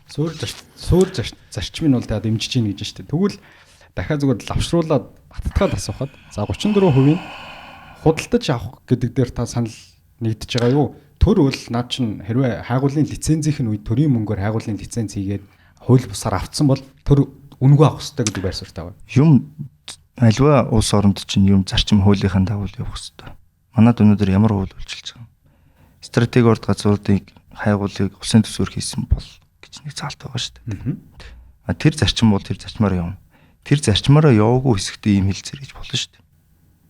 Одоо жишээлбэл ухаан удаг ингээл асуудал гарч ирж байна. МСС-тэй холбоотой гэл. Энерги ресурс тий. Тий, энерги ресурс. Ингээд жишээлбэл шууд засгийн газрын тэмдэглэл гаргангуудаа өгсөн байна. Стратегийн газрыг. Ортыг. Үнэхээр тэмдэглэлээр энэ чинь энэ улсын өмчийг хөвжлөх гэж байгаа юм бол хувьд ямар нэгэн компанид өгч байгаа юм бол их хурлын шийдвэр гаргах хэрэгтэй гэдэг зарчмын байр суурь шүү дээ. Эрдэнэтийн 49% нэг л алдаа гаргасан. Худалдаж авчирсан хэн авчирсандаач биш. Парламент л шийдвэр гаргаагүй. Юм зарчмаараа явахгүй бол эргээд дандаа нэг ийм тулгцыг өгчл өгдөг сайн утгаалтай. Тулгцыг өгчдөг. Тийм л юм ба. Одоо жишээлбэл манай Монголын төрд ягаад өнөөдөр ийм асуудлууд 34% хэрүүл маргаан гараад байна гэхээр үеийн үед манай бизнесүүд манай намууд ч гэсэн үеийн үед үзэл санаа үдэл баримтлалд хөрөнгө оруулж байгаагүй. Эрх мэдэлд хөрөнгө оруулж ирсэн. Эрх мэдэлд хөрөнгө оруулна гэдэг нь чи дарга болж байгаа. Би юм хүсэж байна гэсэн үг. Үзэл санаанд одоо хөрөнгө оруулаад, үзэл баримтлалд хөрөнгө оруулаад, зорилгод хөрөнгө оруулаад гэдэг юм уу те. Ингэсэн ард түмэн одоо жишээлбэл хамгийн их ярьдаг нь Америкийг л ярил л та.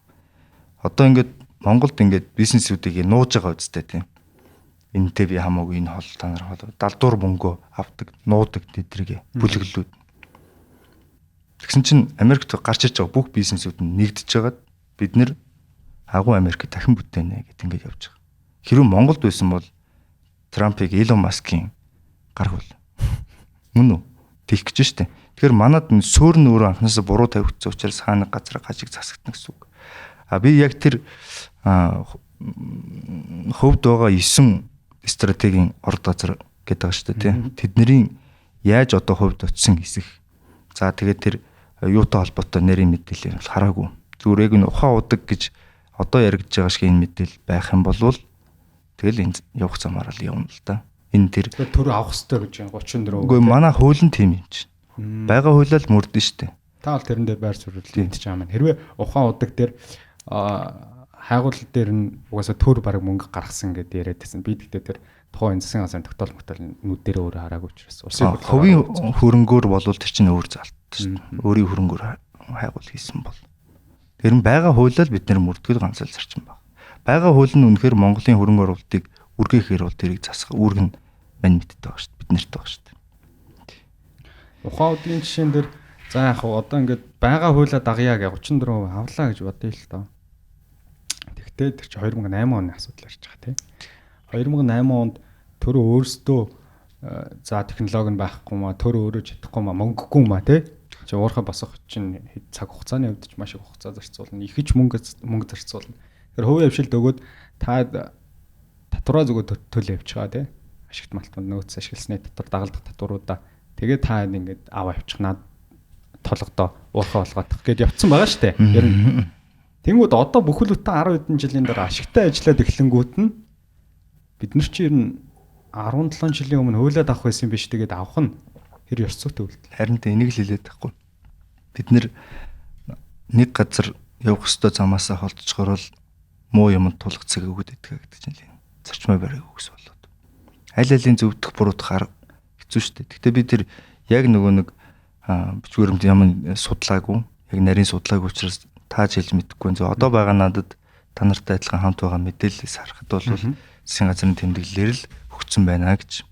Энэ тохиолдолд бол тухайн үеийн засгийн газар гаргасан шийдвэртэй хариуцлага хүлээх ёстой. Энэ одоо өнөөдөр гаргаж байгаа шийдвэрээс болоод энэ компани оруулсан хөрөнгө тэр одоо алдагдах гээд байгаа алдагдал энийгээ төр засгаас нэг их бас үүрэгтэл эргэтэл энэ нөхцөл байдал үүснэ шүү дээ. Тэрнээс биш хил амаа хаагаад дуугаа өг гэдэг байж болохгүй л дээ. Энэ аль альнийх нь энэ одоо 49 дээр ч бас яригдсан шүү дээ. Ялгаа байхгүй. Аль альнийх нь хохирлыг өмнөх гаргасан засгийн газрын шийдвэрийг дараагийн засгийн газар нь өөрчилсөний төлөө тэнд байгаа этгээдүүд хохирч бас болохгүй л байхгүй. Зарчмын л асуудал юм. Зарчмын л асуудал байхгүй. Тэгээ энэ нэг тэр нь ингээд бүлэгэл хоорондын зодон болгоод төв хүмүүсийн хоорондын маргаан болгоод гэдэг юм уу маргалдаад зүйл биш байхгүй. Бид нэр байгаад бичгээл хуулиал мөрдөн. Мөрдөгтөө хүн хохирож ивэл эн чинь өөрөө бас хуулийн зарчимд нийцэхгүй шүү дээ. Мөрдөгтөө. Тэр үед цаас байсан. Одоо баялаг болцсон байна. Энэ хоёр чинь бас нэг юм алдагдал үүснүүдтэй. Эрдэнэтийн төчөөс жишээлбэл манад ирсний дараа бид нэр болооч авч байгаа шүү дээ. Өөртөө авчраагүй гэж. Бодтол нь тийм л юм болоо үстэй тийм. Авчирсан арга нь буруу байна. Бараг мөнгөө яаж усгасан бэ гэд буруутгаад идэв шүү дээ аюусан. Тэндээс зээл авсан байна гэж. Банкнаас зээл авлаа гэж буруутгаад идэв шүү дээ жишээлбэл. Ганц буруу байгаа нь парламентаар л ороогүй байхгүй. Тэгэхээр ямар нэг газар буруу замаар яарууд нь те буруу замаар ингээд хийчихэр шийдвэрийг ингэж яаран гаргаж дутуу хийхээр л дараа нь заавал тэнд буруутгах цэг нэг тулах цэг буруу зүгийн нэг тулах цэг бий болж байгаад тэгээ тэнд нэг хохирол үүсдэг л байхгүй. Тэгээ хэн хохирох юм бэ гэдгээр шийдэж шүү дээ. Тэрнээс энэ бол ингээд цулаар нь тийм ерөнхийдөө юм гэдэг юм нэг юм. Тийм дүгнэлтүүд хийх хэцүүлтэй. Хамгийн гол нь бид нэр Монгол улс байгаа хуулиар мөрдөх ёстой. Байгаа хуулиар мөрдөгөөс болоод төр нь өөрөө мөрдөөгүй бол тэнд хөрөнгө оруулагчид хохирч болохгүй. Ийм л зүйл байна. Ер нь бол одоо тэ чинь нэг л юм хэлж байгаа. Би түрүү хэлж байгаа нэг манай бизнесүүд даварсан гэдэг хэсэг бол юу гэхээр үзэл санаанд биш эрх мэдэлд хөрөнгө оруулсан. Тэгэл эрх мэдэлд хөрөнгө оруулаад нөгөө эрх мэдэлд нь очингууд тэрүүгээрээ хүссэн юм хийлгэснийх нь юм болгон цаг хугацаатай л баггүй. Тэр энийг л одоо манай залуу үеийн улс төрчид бас сайн бодож байгаа хэрэгтэй. Өнөөдөр гаргаж байгаа шийдвэрүүд дээр эрх ашиг шингээг явах юм бол эргэл ирдэг л юм шүү энэ ертөнцийн жам. Таны бараг сүүлийн нөгөө миний асуусан 4-5 асуултанд хамгийн одоо нэгтгээд хөндөгдөж байгаа нэг том сэдв нь эцсийн дүндээ одоо энэ ард түмний нэрийг бариад Орос руу тэгсэн юм байл л дээ. Орос өөрөө хөвчлээ ихтэй олигархуудад давуу эрх олгоод хөвчл хийцэн. Тэгээд ард түмэн түүний жигшин штэ. Тэр тогтолцоог тэр олигархуудад хөвчлөл буруу аргаар хөвчл хийгсэн, давуу эрх олгосон тэр тогтолцоог ард түмэн жигшээд эсэргээрээ Путиний дэглэмийг хүчрхэгжүүлсэн гэж өрнөдүүд ярьд юм л. Өөрсдөө ч хүлээн зөвшөөрдөг. Тэгээ яг түүнтэй төстэй юм ийг л та ярьж байгаа юм л та. Бид нар энэ одоо ард түмэн гэдэг нэрийг бол угаасаа барьж байгаа хүмүүс. Тэр дуугаа хүмүүс. Ард түмэн та нар цаахан энэ баялгаач чинь хов өртэх гээд байна штэ. Та нар энэ олигархууд энэ цөөхөн баяжчаад байгаа энэ дуртай байгаад байгаа мó эн чин төрийн таны газрын дор байгаа хэвлийн баялагийг авчаад байна штэ гэд ингээд. Эсэргээрээ тэгвэл хэн нэгэн өөрийнхөө дэглэмийг хүчрхэгжүүлэх тогтолцоо руу явж ийн л гэж та харж байгаа юм тий. Яг тийм. Тийм учраас бид нэр эхлээд медиа талдаа бид нэр парламент талдаа энэ хамтарлаж байгаа бол арчлалынхаа үзэл санаа энэ бүх юмнаас сэргийлэх үүргэн цаг үеийн үүргэн биднэрт байгаа байхгүй. Сэргийлэх л алхмуудаа хийж байгаа болохоос биш тэнд нэг хэсэг хүмүүсийн хөрөнгийг хамгаалаад энд нэг ард түмнээ баяжуулах гэдэг даргаыг дайраад байгаа хэрэг юусоо биш. Эргээд бид нэг юм бөөн цус нулимс болохгүй л гэсэн юм л алхам. Тийм учраас ингээд зарчмыг барина, хуулиа мөрдүүлэхдээ ингэн яарч болохгүй, яарад байгаа шалтгаан чинь энэ байна. Тэгээ ер нь бид нэр ингээд ерөнхий сайдаа хангалттай таньчаад байгаа учраас л одоо огцруулах болохгүй байна гэдэг. Ингэж бид нэр энэ бүр ингээд тоталитар болохоос бүр ингээд сэргийлэх юм л. Тэгэхээр ер нь тогтолцооны гажиг юм шүү. Одоо чинь хэн нэгэн хүнийг солиод засагдах уу? Дараагийн дэглэм тогтоогч нь гараад ирэх юм шүү гэсэн айдас бол ард түмний дунд байна. Одоо ингээд улс төр яг ямар за бүр ингээд нийгмээсээ эхэлнэ шүү дээ. Нийгмийн оюун ухаан хэрсүүж байгаа, хэрс ойлгож байгаа тий. Хариуцлага хэр ухамсарладаг болсон юм. Хүн ер нь яг хүн болсон юм уу гэдгээс л ер нь бүх юм эхэлнэ шүү дээ. Одоо зөв ганцхан жишээ авъя. Одоо ингээд өмч хөвчлөлийг эсэргүүцдэг олон нийт байдаг.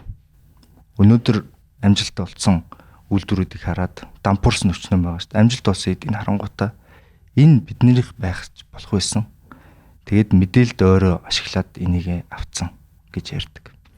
Өнгөрснийг дүгнж өнгөрснөөс санаа авах бол үнэхээр амархан байдаг. Ер нь хүндрэлтэн тэгж л явж ирсэн. Одоо жишээлбэл жишээ авахад Тэнд Apple гэдэг утас анх ингээд дэлгэцээ мааждаг, дэлгэцээ имэрдэг утсыг зохион байгуулангууд болж штэ гээд Samsung дараа нь дахиад тийм утас хийж штэ тий. Энэ технологиор нь болдсон биз дээ. Вау гайхамшигтай юм а гэд хийж байна. Тэрнээс биш энэ ийм хийчлээ. Энэ одоо биднээс төрүүлээд ийм боломжтойг мэдчихлээ. Хураагаа давах гэхгүй байгаа үстэй тий. Тэрнтэй адилхан байхгүй юм. Ямар нэгэн баялаг бүтээсэн. Тэр нь баялаг болж байгааг харангуутаа энэ баялаг биднэрийнх байж болох байсан. Бид нар бас яг үнэндээ сэтгэж болох байсан. Тухайн үед манай аав ээж сэтгэгүүл болохоос биш. Тийм учраас сэтгэж болох байсан боломжийг нь хулгайлсан байна гэж ярьж бас болохгүй л дээ. Тэ. Тэгэхээр энэ эхлээд нийгмээсээ эхэлнэ. Эхлээд бид нар хүн бэлэн болж иж засаг төр бэлэн болно. Монголчууд арчлалд бэлэн болж иж арчлал ирнэ. Арчлалд харьцангуй бэлэн болж байгааг би ойлгож байгаа. Нэг үе бодвол 5-10 жилийн өмнөхтэй би зөв харьцуулаад ингээд харахад харьцангуй хэрсүүцэж байгаа. Хүмүүс нь хэрсүүцсэний дараа хүн солигдоход тогтолцоо солигддог болно. Хүн солигдоход тогтолцооны гажиг арилдаг болно. Одоо жишээлбэл ингээд бид нэр үндсэн хуулиараа ерөнхий сайд дээрх мэдлэг өгдөг чинь ажил хийх боломж олох гэсэн шүү дээ. Тэгээ парламентыг 126 болгоод байгаа чинь би бас эсэргүүцчил байсан зарим нэг зүйлийг 126 болгоод байгаа чинь бас нэг хайрцаглагдаад байхгүй гэж. Сайн юм болгон сайн тогтолцоог шинжлэх болгонд ингээд нэг сайн зүйлийг зорж байгаа шүү дээ. Сайн үр дүндээ хүрэхгүй нэгдэг чинь тэр системэн дээр манлайлал хийж байгаа хүмүүсийн үзэл санаа үзэл бодол тэр хөөхний асуудал байхгүй юу? Улс бол одоо ингээд аль ч улсыг жишээ татч болно шүү дээ. Ер нь аль ч улсын лидерүүдийг хөгжүүлсэн болон унгаас нь лидерүүд. Тэгээ бүгдээрээ унахтаач хөгжөхдөөч нэг л замаар явж ирсэн. Одоо Аргентины жишээ хэдүүлээ харж байл та хамгийн ойрхон нэг жилийн дотор хийж байгаа өөрчлөлтүүд. Тэнд тогтолцооны ямар өөрчлөлт хийсэн юм? Тэнд хүн л өөрчлөгдсөн шүү дээ. Хүний үзэл бодол өөрчлөгдсөн. Тэр удирдагчийн үзэл санаа солигдсон байхгүй да. Тэгсний үндсэн дээрээс тэнд одоо жишээлбэл төрийн албыг цомготгож байгаа тий илүү зардлуудыг байхгүй болгож байгаа худалдааг өргөжүүлж байгаа гэдэг. Тэгэхээр ингээд хүн солиол бусд нь яг хിവэрэн штэ гэдэг энэ гутран үзлээсээ бид нараас гарахгүй болохгүй. Нэг талаа чиний зөв. Одоо тэгээд дахиад энэ намаас тэгээ яах юм гэж тий. Гэтэл энэ 126-ыг бид нэр тооцохгүй штэ. Энэ шинээр сонгогдсон парламент дотор чинь 126 болж орж ирснийх. Тэгээ холимог тогтолцооны буйнд бас нэг юм ойлгодог. Арай нэг өмнөх парламентуудыг бодвол арай өөр зарчимтай байр суурьтай мэдлэг мэдээлэлтэй хүмүүс сонгогдсон байна шүү дээ. Эднэр дараагийн ерөнхий сайд хэм байж болох уу? Дараагийн ерөнхий сайдыг эднэр томлоод дараагийн ерөнхий сайданд эднэр даалгавар өгөөд ингээд ажил. Одоо тэгэхгүй бол байрлал нь хаана очсон байгаа гэхээр улс төрийн хувьд байрлал нь хаана вэ гэхээр энэ одоо байгаа ерөнхий сайд чинь өөрийнх нь одоо тий байрлал нь позишн юу зааж байна гэхээр би за 126 гişүү дээ. Би та нарыг ямар ч байсан 126 болж оруулж ирсэн. Би арчилсан намыг босгож ирсэн. Байрлал юу тийм үү? Тэгээ би та нарыг гишүүн болгосон. Би байгаа учраас та нар байгаа баг. Хандлага нь тийм байхгүй да. Хандлага. Одоо бид нар энэ 126 ерөнхий сайдаа өөрсдөө дундаасаа гаргаж ирээд томилох биднийг томилдсон ерөнхий сайдтай ажиллах хоёрын ялгаа асар өндөр. Энэ заагийг бид нэр арилгахгүйгээр цааш явахгүй. Энэ хандлага нь одоо харагдаж шít. Чигмэд төгөөмд хоёр өнөөдөр Монголын бараг улс төрийг тэр чигтэн Монгол ер нь хүний оюу ухааныг тэр чигтэн барьж шít. Тэр чигтэн зүгээр ингээд хэдэн бизнесүүдийг зүгээр юу ч биш болгож шít. Энэ хандлага чинь өөрөө тэндээс эхлэлтэй байхгүй. Дарангуулагч ингэж төрдөг. Төрцсөн байгаа байхгүй. Тэрийг одоо монголчууд надаар хэлдэг харж байгаа байлгүй дээ. Тэгээ энийг л алдвал бүх юм алднаа. Үндсэн эрхэл алдвал бүх юм алднаа гэдэг. Одоо яг баялагтай холбоотой зүйл би хаачаад яг төсөөлийнхээ сүр орой. Би сая дараагийн ерөнхий сайд хэн байж болох вэ? Би тэрийг асууна. Таны зүгээр байр суурийг л сонсохыг хүссэн. Тэгээд нийгэм бэлтгэх хэрэгтэй гэж таадаг чинь сүүлийн асуулт. Би эсрэгээрээ нийгэм өнөөдөр хэрсүү байх нэг нүгэл тэнхэлгүй болсон. Би тэрний эдийн засаг талаас нь хэлж байгаа шүү. Яагаад тэгэхээр хоногийн хоолой яа гэж тэгээ ядуур л өнөөдөр 30%, 29%тай байна. Тэгээ дээрэс нь эдийн засаг өслөөл гэдэг маш цөөхөн хүний л цалин, маш цөөхөн хүний баялаг л өссөн байгаа байхгүй юу? Тийм харин. Дийлэн хүмүүсийн орлого бол өсөхгүй байна. Энэ үг хэлэхэд ард түмэн бол одоо иргэн бидний зүгээр өнцгөөс харахад амьдрал бол хэцүү байна те. Тэгэхээр баялагын тэгшүүрэлт хийх ёстой гэдэгтээ бол тантай 100% зарчим талаас бол тэр хэрэгжих ёстой юм байна. Тэгвэл одоо энэ засгийн газрын хэрэгжүүлэх гээд байгаа энэ өөрөө буруу юм байна. Энэ өөрөө бүр арай өөртөө илүү давуу эрхтэй байдлаар ашиглах, буруу аргаар ашиглах гэдэг нэг бол зөв аргаар ашиглах зүйл нь юу юм? Яаж баялагыг тэгш хуваарлах юм зөвөр? Ер нь бол тэгш хуваарлалт болгон буруу. За бид нэр бүр байгалийн зам ёсоос нь аваад үзье. Хүн даарахаараа хувцсгааж эхэлдэг тийм биз дээ. Хүн үлсгөөрөө хоолоо аж эхэлдэг. Тэрнээс тэнд нэг нөхөр юм олоод тэгээд юм бүтээж өгөөдэй л нөө бүтээлийг аваад байгаа нөхрийн бүтээмж ядаж 50% буурд юм аа. Тэгэхээр үнэхээр нийгэм хүсье гэж байгаа бол ажлын байр нэмэгдэх ёстой. Хамгийн суур нь боловсрол нэмэгдэх ёстой. Хүн өөрөө хөгждөг энийг бүр 3 4 наснаас нь хийх ёстой шүү дээ. Хүн авьяасаа олоод юу сонирхдгоо олоод тэрийг хийгээд тэрийг дадлуулад өөрөөсдийн мөрөөдлийнхөө замаар дор бүрнээ бүтээн сайжруулад энд өөрийнх нь хийж чадж байгаа юмар тэнд хүний хийж чадж байгаа юм хооронд нь арилжиж ингэж л явдаг үстэй дэлхийн энэ зам ёсны юм. Иннээс нь салгаад зүгээр шууд төр нь ямар ч хэлсэн баян газар нутагт байгаагийг та нартаа өгнө гэдэг болвол яг энэ зам ёстой бол нийцэхгүй байхгүй хөгжилтэй нийцэхгүй. Би зүгээр тэрийг юу хэлсэн бэхээр нэгэнт манайхан үндсэн хуулиндаа заалтаа би нэг хуулиар үндсэн хуулиндаа заалтаа тэгээд ингэж явъя гэж байгаа болвол энэний давуу тал нь юу вэ гэхээр бас эн чин надад байгаа мөнгө болгон чинь л нөгөө хүний мөнгө. Энэ хооронд бүтээмж нэмэгдэж идэг. Бүтээгдэхүүн өсөж идэг. Тэгэхээр эн чин ингээд ажлын байрыг бас хадгалж идэг. Өрхийн амжиргааг сайжруулах үндсэн өргөдөж төр.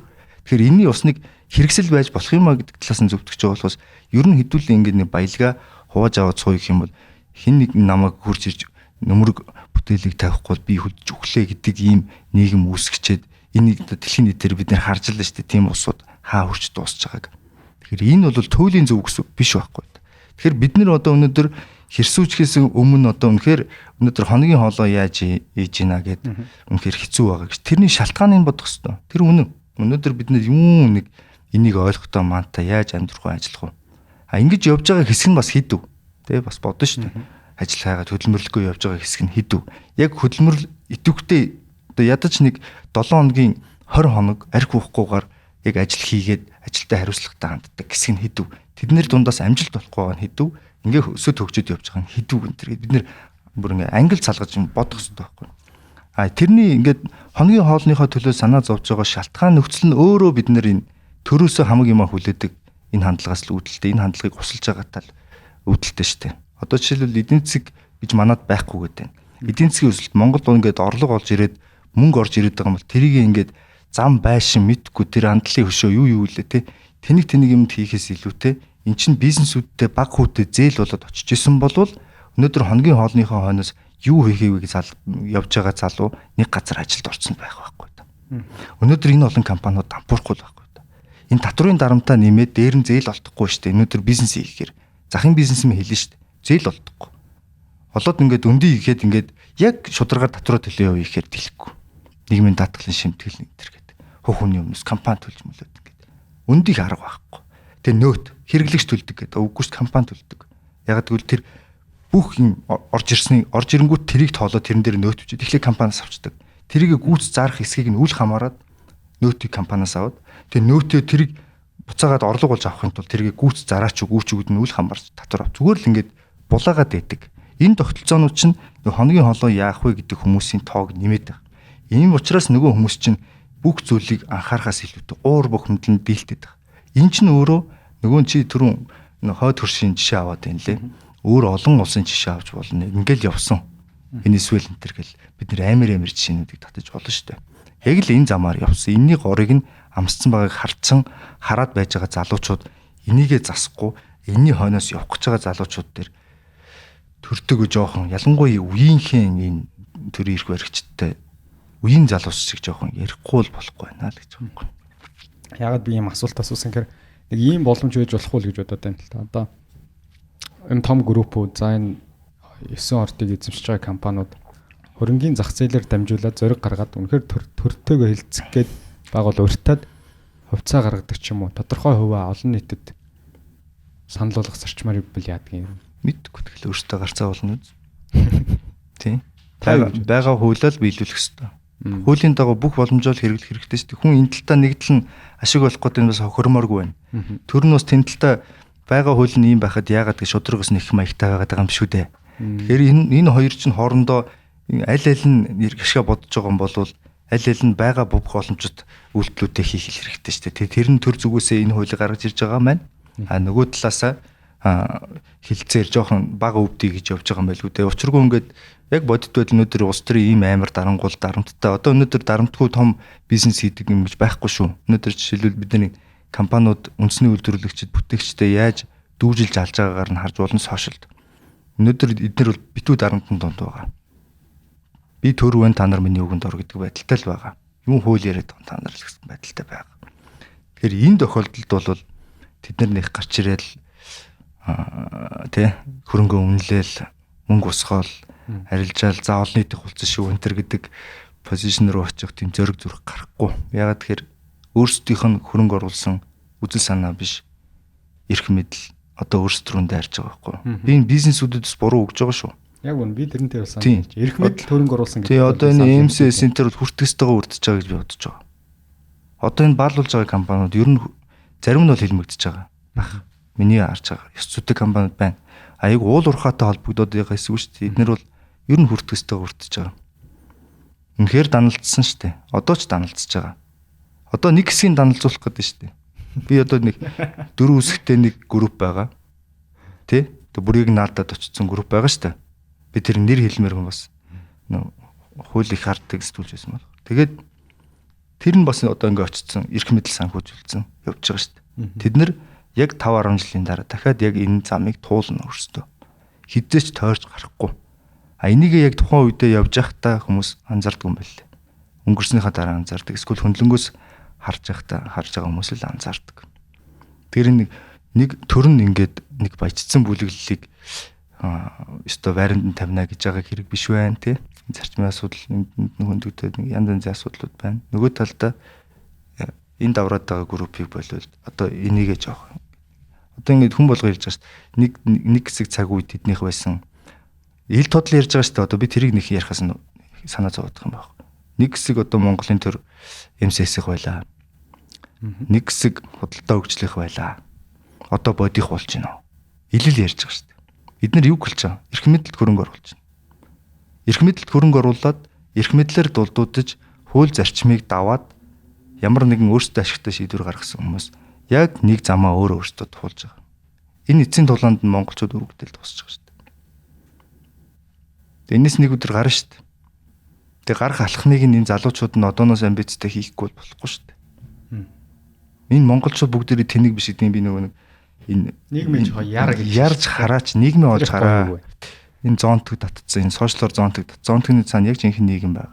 Тэд нартайгээ ажиллаад хамтарч ажиллаад тэд нартай хил нэвтрэлцэж ойлголцоод тэгээ энийг ярьж бүх зүйлийг байр байранд нь тавихгүй бол яг Монгол яг дууслаа. Энэ арчлалын индексээр ухарж байгаа энэ төр чин тоглоом биш шүү. Энэ чин наад арчлалыг зүгээр ингээд за арчлан сонгол. Аюул олон зүйлээр хэмжиж байгаа шүү дээ. Тэгээ гол үзүүлэлтүүд нь арчлан сонгуулийг хийж гинэ. Хүмүүст нь улс төрийн эрх байна уу? Үгүй хэлэх эрх байна уу? Бизнесийн эрх эрхчлөө байна уу? Эдийн засгийн эрхчлөө байна уу гэж байгаа шүү дээ. Байхгүй байгаа учраас ухраад байна. За энэ нь алдагдвал тэг бүх юм алдагдана. Одоо нэг арчлал гэж хэлэхээр арчлал өөрөө илэгдчихэд хүмүүст хэлэхээр эрх дураараа байдал хэсэг нь баяжаад хэсэг нь ядуурдаг тогтолцоо гэж дүгнээд байгаа. Монголд арчлалыг авчираагүй. Бүтэн ирээгүй. Ирэмдэглсэн. Дүрийн л авчирсан, гарчгийн л тавьсан. Бусд нь ирээгүй байхад арчлалыг бид нэр дүгнэх эрх байхгүй. Хиндэн ч байхгүй. Монголын хамгийн ухаантай гэж боддог өвгөн дарга нарт ч байхгүй. Одоо жоох юм ойлгосныг бүгдийг мэдсэн гэж бодож байгаа залуучууд бид нарт ч байхгүй. Арчлалыг бид нэр үзээгүй шүү. Бүтнээр ирээгүй. Тэгэхээр бид нэр энэ арчлал бол тохирохгүй Монголд арчлал ийм юм боллоо гэж ярих бол боломж байхгүй. Дэлхийн нийтээр арчлалын индекс бол ер нь хэцүү байгаа. Яг тэгэхээр энэ хамгийн том хүч павер буюу баялаг үүрэг хязгаартай. Байгалаас заяагддаг баялагууд хязгаартай. Одоо дэлхийн нийт баялагын 90% нь дэлхийн нийт хүн амын 1% огтж байна. Өөрөөр хэлэх юм бол ингээд баялагыг эзэмшсэн хүмүүс салбарт монополиг тогтоодог тий. За монопол хийжлэхгүй ч гэсэн бүгд томордог. Одоо ингээд зүгээр покер жишээ авахад том бет тавьсан хүн л хожих магадлал нь 50% байдаг шүү дээ. Илүү байдаг тий.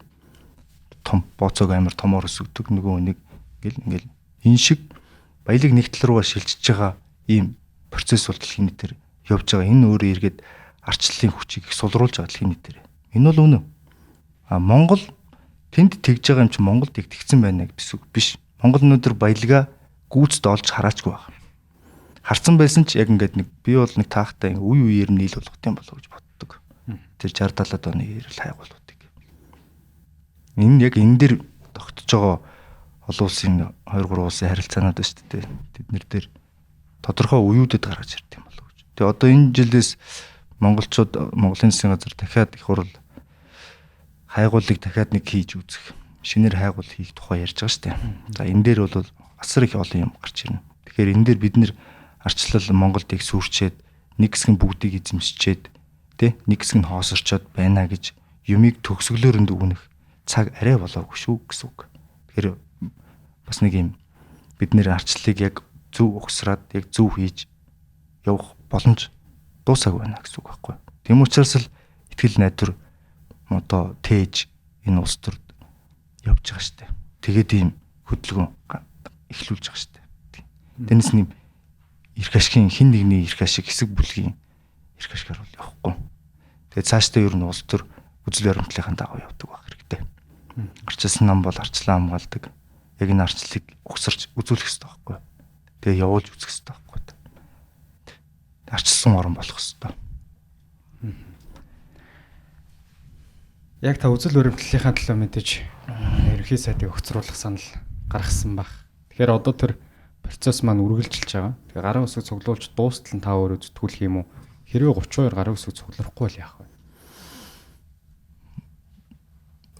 Гişүүдийн гарын үсгийн тоо хүрдгүй юм бол иргэдийнхэн тоо хүрэх байлгүй. Хідэн иргэний царайг харж, хідэн иргэн хашгирахыг харж, хідэн хүн цагдаад баригдахыг харж, хідэн хүн эсвэл цагдаад буудуулахыг харж ээж. Эсвэл хідэн хүн дахиад угаарт нас барахыг харж. Яг тэр хөдөлдөггүй сэтгэл нь яг хідэн хүний тэр хамгийн хэцүү сонголтуудаас болж хөдлөх юм.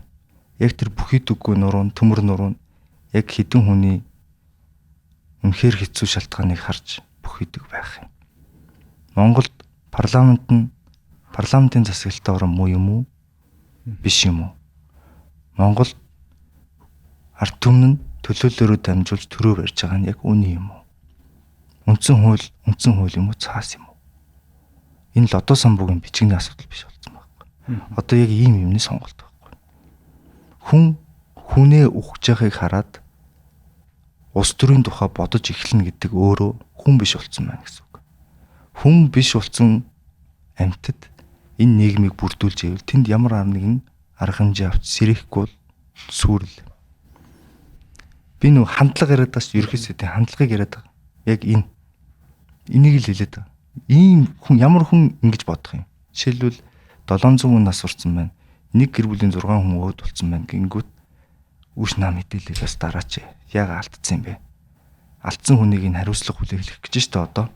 Чат алдсан хүнийг нь чатан дээр ихлэ хэрэгцсэн юм л. Тэгэхээр энэ хандлага л өөрөө хангалттай байхгүй. Тэгээ юуг хайрлаад байгаа? Эрх мэдлийг л хайрлаж штэ. Эрх мэдэл юунд хэрэгтэй байгаа? Тэрийг л хайрлаж байгаа байхгүй. Одоо ерөнхий сайд хандлага ерөнхий сайд хэрвээ би зүгээр жоохон хошин байдлаар асууж байна шүү. Хандлага өөрчилчүүл. Таны цаг гаагүй. Зүгээр энэ мессеж ирээд. За окей. Ерөнхий сайд хэрвээ хандлага өөрчилчүүл ер нь ерөнхий сайд яг ямар үйлдэл хийчүүл та энэ үйл хэрэгээ зогсоох юм. Эсвэл түүгээр тэгтээ тэргүй өөрөө ямар үйлдэл хийх вэ гэдгийг тодорхой болсон тулгалтанд ирсэн байхгүй маань. Тэрийг ухамсарлахгүй шүү дээ. Хүн ухамсараа алдвал амтэн шүү дээ. Анх энэ түлшний асуудал яригдсан цагаас хойш засгийн газар хэрэглэгдсэн дарга гэдэг чинь тэргүй шадарсаад гэж байгаагүй санагтай. Байдаг бол 3 дахь хүн шүү дээ засгийн газар. Тэгэд энэ том хүн байхдаа 2 жил байсан байна. Тэр үед энэ сайжруулсан түлшний асуудал гарч ирсэн байна. Анх сэдчихсэн байна. Тэгээд ерөнхий сайд хийсэн 4 жилийн хугацаанд 22 онд би өөрөө нэвтрүүлэг хийжсэн болохоор мэдээд юм л да. Чанар нь алдагдаад байна. Наа ч уугдаг болчлоо. Тэгээд дээр нь угаартаад байна. Маш хүн угаартаад байна. Гээ хэлээд байхгүй. Хилээд байхад арга хэмжээ аваагүй нэг чи эсвэлт хүмүүн бицтэй. Өөрөө мэдээд байсан байж арга хэмжээ аваагүй. Тэгээд тэр дунд болсон одоо бид нар бүгдээрээ мартчихж байна. Би нэг хэдхэн гарчиг сануулдаг. Ковидын үед авч ирсэн арга хэмжээ. Хүний эрхийн зөрчлүүд. Төрийн шийдвэрүүд томилгоо шууд явагддаг болсон шийдвэрүүд. Үндэсний аюулгүй байдалтай холбож авч худалдаа авалтуудыг хийдэг болсон шийдвэрүүд. Улсын нууцад давж хагаад худалдаа авалт хийдэг янз янзын юм нуудаг шийдвэрүүд. Ковидын үед авсан 10 их найдын хөтөлбөр. Мөн үү? Тэгээ тэрнээс гадна өчнөө бас бага сах хөтөлбөрүүд. Ковидын үед гаднаас авсан зээл тусламжийн мөнгө төгрөг. Эдийн засаг нийгмийн чигтээ авч хэрэгжүүлсэн бүх арга хэмжээ байхгүй. Гэмтэргээс урьдчилан сэргийлсэн үү? Ногоон автобус. Энэ ерөнхий сайд үед шүү дээ. Улаан цам хүмүүс хүлэгдсэн. Хүмүүсээ хүлэгдэж байгаад баригдсан шүү дээ монголчуудад. Тэр нь энэ ерөнхий сайдын үед батлуулсан хуулийн дагуу явсан. Үндэсний аюулгүй байдалтай холбоотой тоног төхөөрөмж автобус гэж хад худалдаад авсан. Энэ бүхэн өөрөө авилга хулгай бүх юмны их үүсвэрийг парламенттай хамтраад хийж өгсөн. Өөрөө энэ үнийн өсөлтийг өнөөдрийн энэ үнийн өсөлтийг бууршгүй үнийн өсөлтийг бий болгосон. Өөрөө энэ валютын нөөцийн алдагдлыг бий болгосон. Аз улсад хилийн цаана нүүрсний үн өссөн. Ийм л хоёр юм байна. Тэгээд хүмүүс нь угаартаж өгөхөд байнэхэд мэдээл дарсан. Арга хэмжээ аваагүй шүү дээ. Одоо хүртэл аваагүй баг шүү дээ. Нүүрснийх нь сайжруулсан түвшнийх нь тэр хийдэг үйлдвэрийн захиралтаа би өөрөө ярьцлага хийгээ суучсан. Өөрөө тэр үед миний нэвтрүүлэгт яг над чам шиг өөдөөс хар сууж байгаа л технологи алдагцсан гэдгийг хэлж л байсан. Тэр үйлдвэрийн дарга одоо явж л байгаа шүү дээ ингээл. Сүүлдээ үйлдвэр нь шатаад дуусаад тээ. Тэгээ хамт байсан бичиг баримтууд нь шатагдсан бахан алдагдaltaй үйлдвэр. Ерөөсөө энэ засгийн газрын түүх бол тэр жигтэй өвхөл хагцал, авилга. Тэгээд дарангуул хэвлэл хэрэгчлөө, бүхэл хэрэгчлөө. Цагдаагийн дарамт. Энэ засгийн газар биш ээ. Энэ ерөнхий сайдын түүхэн тэр. Энэ засгийн газар 6 сар л болж шүү дээ. Энэ ерөнхий сайдын түүх бол тэр жигтэй яг ийм л үзүүлэлтүүд байгаа. Гадагшаа зүгээр хідэн нэвтрүүлэг тавьсан. Ямар нэвтрүүлэг тавьсан бэ? Зоргийн хэрэг. Хэлбэгт орж. Ингээл болов. Тэгээ ерөнхий сайд огцрохол нөхцөл байгаа юм байна. Бусдаар огцрохгүй байх нөхцөл гэдэг юм өнцөг байхгүй юм байна тийм. Үндсэл нь хангалттай бүрдсэн байхгүй. Одоо энийг тайлбарлах ямар шаардлага байхгүй. Өнөөдөр ягаад жишээлбэл улсын хурлын гишүүн 3 үндсэл гаргаж ирээ бичиг боловсруулалт тавьж хахад ерөнхий сайд өөрөө нүүрээрээ, улаан нүүрээрээ хэвлэлийг нь тандаад нэг асуултанд нь хариулахгүй байна. Ийм үндсэл нь буруу байна. Ийм гэсэн чинь ингэс юм аа гэж хэлэхгүй байна. Өөрөө мэдээд байна. Нүүр байхгүй. Өмнөрөө хүмүүс тавиад бүтэн баг тавиад миний тооцоогоор л 2-3 тэрбумыг сайхан 2-3 хоногт зарцууллаа шүү. Тэр сошиал зарцуулж байгаа мөн, контент зарцуулж байгаа мөн. Би өөрөө хаяаш тэр мэдээллийг аваад. Гэхдээ мэдээлэл шүү. Таамаглаж штэ. Дүр зургийг харж штэ. Би өөрөө бас нэг PR хийдэг байсан. Сая би өөрөө сонгуул Монголд өрсөлдлөө. Бас нэг юмны баримжаа байна зү. Ингэж яхахын оронд яагаад ингэж байгаа юм бэ? Тэгээд яагаад зөвхөн лодогийн асуудал болгоод лодогийн сайн муугийн асуудал болгож орхиод байгаа. Би буруу үндэслэл гаргацсан юм бол буруу гэдгийн зүгээр ингээд нотлоод хэлэлдэ. Залуугүй юм бол. Нүдрүү харж байгаа, арт түмнэргүй харж байгаа. Энэ тэр үнэхээр үндэслэл нь байгаа юм бол огцрол доо.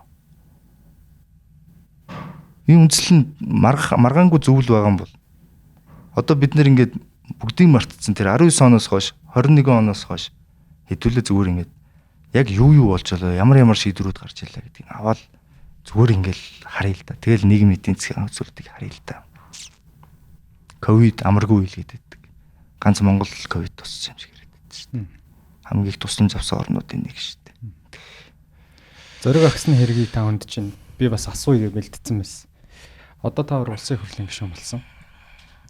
Тодорхой хэмжээний энэ хийгийн нууцтай холбоотой мэдээллүүдийг бас гарын үсэг зураг танилцах боломж нь өртсөн болоо гэж бодож 6 сар ч өнгөрт.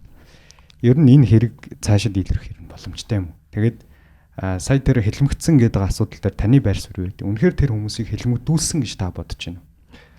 Би энэ талаар Зориг аксны хөшөөний дэргэд зогсож байгаад мэдээлэл хийсэн. Тэгээд энэ нэлийн зэмлэл хүлээсэн. Төрөөс бас нэг их хурлын гишүүн чинь бас тодорхой хэлж болохгүй эрх үүргүүдж байдаг.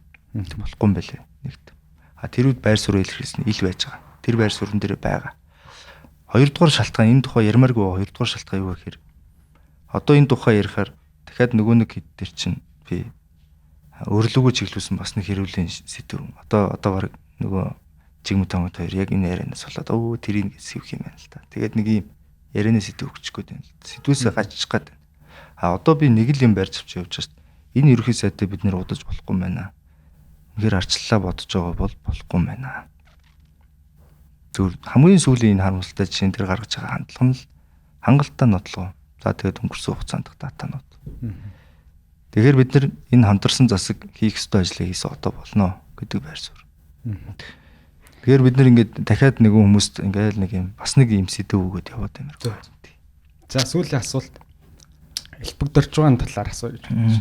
Одоо энэ улс төрөөс элбэгдэрч сайхан бэлэг гэдэг танаа намын бас нэгэн цаг үед лидерүүд байсан хүмүүс. Одоо ч лидер нь байж магадгүй тэрийг би мэддэг. Тэгэхээр 8-аас 9 жил улс төрөөс гараад 8-аас 9 жил бараг болж байна.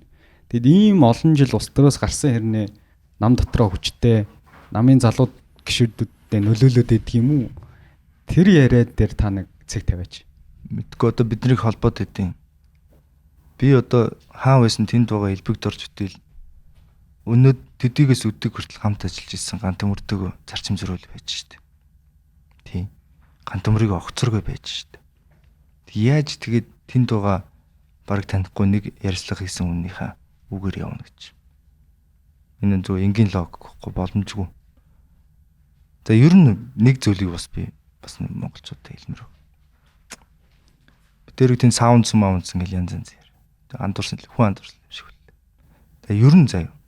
Ер нь гэж байгаа ш. Уулзсан байсан чи яа. Монголчууд би бинтэйгээ уулзч болохоо болцсон юм. Уулзна гэдэг нь одоо би тэрний хүн тэр миний хүн гэсэн үг юм. Одоо хоёулаа ярьслаа гэгээд би чиний хүн болох юм. Тэгээ чи миний хүн болох юм уу тийм. Ийм шал утгагүй. Одоо хүмүүс үлдээ уулзч чадгаа боллоо. Уцаар ярьж чадгаа боллоо. Нэг хэдэн жилийн өмнө яг нэг хонгол гээд нэг амар яг ингээд хүмүүсийг бүгднийг ингээд барьдаг ус төр тийм бохирж шиг тогтож явах үед бас хүмүүс уцаар ярьж уулзч чадхаа болж ирсэн. Би одоо хүний нэр хэлээд байх. Бас нөө маргалдагч талуудын тоог нэмээд байх. Тэр үед хүмүүс уцаар ярьж чадхаа болоод уулзч чадхаа болж ирсэн. Тэр үеэс нөгөө саунд уулздаг гэдэг яриа гарч ирсэн. Тэр үеэс эхлээд тогтоо тухтай саундууд маш ихээр ашиглалтанд орж ирсэн. Одоо яг тийм үе ирж байна. Хүн хүнтэйгээ уцаар ярьж чадхаа болсон. Хүн хүнтэйгээ уулзч чадхаа болсон. Хаан чагнаж байгаа бол гэж.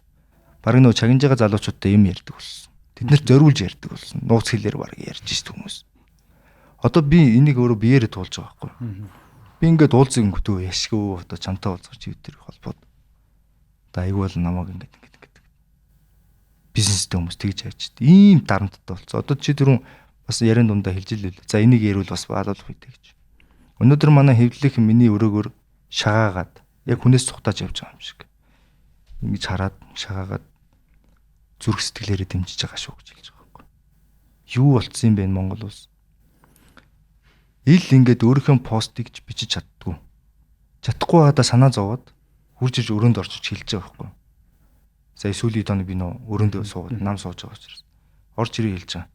Дэмжиж байгаа шүү. Яалтчгүй бас юм бичиж оруулж болохгүй байна.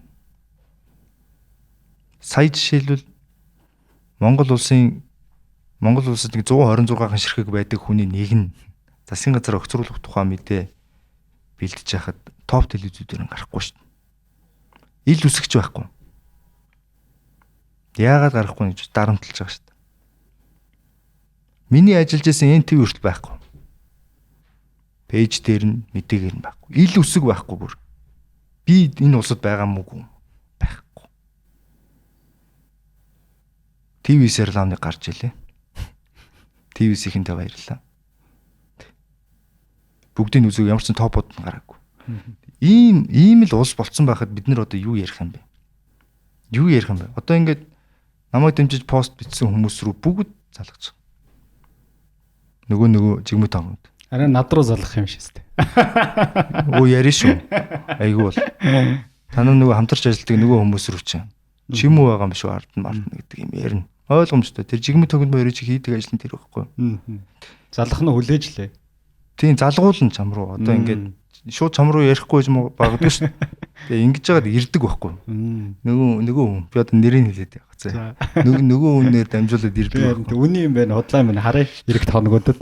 Тэгээд ирнэ. Тэгээд ингээд дамжаад ирдэг. Бүр ингээд энийг бүр ингээд тогтцсон байгаа байхгүй. Одоо өнөөдөр ингээд жоохон фэйсбүүкийн постыг хардаг, хэсэг хардаг хүмүүс Норг жишээлбэл сая дарамтанд орж байгаа улаан зам зарлж илээ шүү дээ. Нэрээ нэг тод жишээ. Улмаа. Норгийн улмааг тань шүү дээ. Норгийн улмаа за одоо ингээд энэ сэдвээ болидо гэж илээ шүү дээ. Би өөр ажил төвлөрнө энэ төр гэдэг.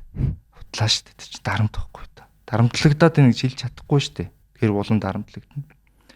Зүгээр сошиалд ингээд нэг хүмүүс жоохон хандлттай байдаг хүн болгоноор ярьж байгаа. Юу гэж ярьж байгаа гэж? Чи наал одоогоо мэдхгүй байна. Одоо Баярмаг шинээр хүртэл гэж ярьсан баг шүү. Чи л одоогийн тоглолтод нүгөө орчлоо даа. Салах гэдэг шүү дээ. Бүх шүдрүүд гэж ярьж байгаа. Наал одоо чи наадвал та чи та нарыг заарна шүү дээ. Наад чинь лангуун шүү дээ. Наа бичгэн. Чи наа бичгэн дээр гар үсэ зурх юм бол тэр лангуун дээр нь гараа зогслоо гэсэн. Чамайг зараал явчихна наа чинь. Асуудалгүй. Нөгөөдөл нэрээ тийм болов. Ард нь хэм баа юм бол. Одоо ерөөсөө л миний эзний ирэлдэл гараад байгаа. Энэ бас нэг гонигтай тал нь юу гэлж юм хэрэг. Яг энэ ийм зүйл дээр эргэлзэж байгаа хүмүүст нэг гонигтай зүйл нь юу гэхээр өнөөдөр хүртэл өөрийн гэсэн нэг юм байгаагүй юм бах таа ч хэмээр юм шиг тийм ч гонигтай зүйл байгаа. Бодогдож байна. Гэтэ хин нэг жоохон биеэр үзүүлэхээр эрх үс нэг байх байлгүй л гэсэн найдлага байна. Манай залуучууд бол хамт байгаа. Дээр нь өнөөдөр ингээд гар ус зурхгүй олон шалтгааны нэг нь чуулган завсарлагатай хөдөө байна. Гадаадд бас асар их байна. Тэгээ ажиглаад байна. Одоо 3 зурсан ба тань хэлээд. Энэ зурнгийн хэлцээ хэдэн юм бэ? Байна. Тоо хэлээд яах. Тэгэхээр чи нөгөө үед чинь нэгтраад эхлэв шүү дээ. Бас нэг чи зөв боддоор ингээд ингэн логоор ингээд харахаар. Татгалцсан 6 байна. Над руу битгий залга гэдэг үү? Тий. Дэмжсэн 3 байна. Тэгээ үлдсэн 110 хэдий 8 нь хаана вэ? Татгалцахгүй шүү дээ. Ямар ч байсан. Татгалцж байгааг хэлэхгүй гоц бас дэмжснээ хэлэхгүй байна. Тэгэхээр энэ залуучууд бол энэ гişүүдтэй бол ихтгэл найдвар төрж байна. Би бас баярлж шít. Бүхэл бүтэн ерөнхий сайд намын дарга нь бүлгийнхаа гişүүдэд хэлж байгаа шүү дээ. За ийм байхгүй. За татгалцсан гэж хэлж. Хэлээрээ. Болохгүй шүү. Монголын төлөө байяамаа. Тэгэхэд бүхэл бүтэн намын дарга дагж байгаа нь 4 байна. Юу гэсэн үг гэхээр хүлээн зөвшөөрөгдөхгүй байна. Өөрийнхөө намд хүлээн зөвшөөрөгдөхгүй байна. Ард иргэдтэй хүлээн зөвшөөрөгдөхгүй байна. Одоо засаг тамтарсан хэдэн гишүүн бараг хүлээн зөвшөөрж байгааг нь би бас мэдэхгүй. Зүгээр хамтарсан намын даргад л хүлээн зөвшөөрөгдөж байна. Энэ ерөнхий сайдтай хаа болдго юм? Хүлээн зөвшөөрөхгүй байгааг нь мэдж байгаа ерөнхий сайд хүлээн зөвшөөрөлтийг нь авахын тулд юу хийх вэ? Хүчээр л авах штэ санал байна. Худалдаж авна. Худалдаж авахын тулд худалдаж авах мөнгө нь үнэтэй байлгахын тулд ядуу байлгана. Энэ дарангуулагч нарыг бид нэр харсараа байж төрүүлээд байна л гэдэг байхгүй та. Өнөөдрийг хүртэл 6 жил ерөнхий сайдын ярьцлагыг харсангүй. Ерөнхий сайд нар хуучин манай арчилсан намын үеийн ерөнхий сайд нар чи алтан үеийн ерөнхий сайд 7 хоног болгоны мэгмар гарах төлөв пүрүү гарах төлөвс түлждэг болцдог гэсэн чинь асуултанд бүгдэнд хариуллаа. Тэгэхээр одоо 4 6 жил харагдахгүй. Тэгээд чигмэд тоногд хоёрын хийсэн нэвтрүүлгээр л ингээд явдаг нэг юм. Худал хуурмгийн ангал үсчээд байна шүү гэдгийг нь олон хүн хэлж байгаа та. Энэ ангал томрох тусмаа бид нэр бүх юм алдан шүү л гэж хэлээд байгаа. Тэрнээс нэг юм субъектив болоод байгаа юм л да эднэр. Би ингээд маш тодорхой үндслүүд гаргаж ирээд. Тэгээд цааш та арчлалд учирч байгаа аюулын талаар л яриад байгаа хүүхэн. За баярлалаа. Тэгээ би тэр өнөөдрийн ярьсан энэ богинохон ч гэсэн яриа цаг хугацааны хувьд энслэгдэх хаа гэж бодож чинь тэгээд манай медиагийн залуучсан дээ. Бид альва нэгэн ховж юу одоо нэг хүнийг тоорч ярихаас илүү 5 жилийн дараа би тэрийн дугаарыг хэн нэгэн үтсэн ч гэсэн дээ энэ дээр авах юмтай. Тэгээ бид нар парламентын засаглалыг бэхжүүлэх арчлалаа авчруулахын төлөө медиа хийж байгаа юмс. Тэгээ өнөөдөр цаг гаргаж манай студид хүрэлцээсэнд баярлалаа. За өрсөнд баярлалаа. Ажлын амжилт хүсье. Нийгмээ ярьж хараад хэдүүлээ хамтдаа урагшлъя л гэж хэлье. За баярлалаа.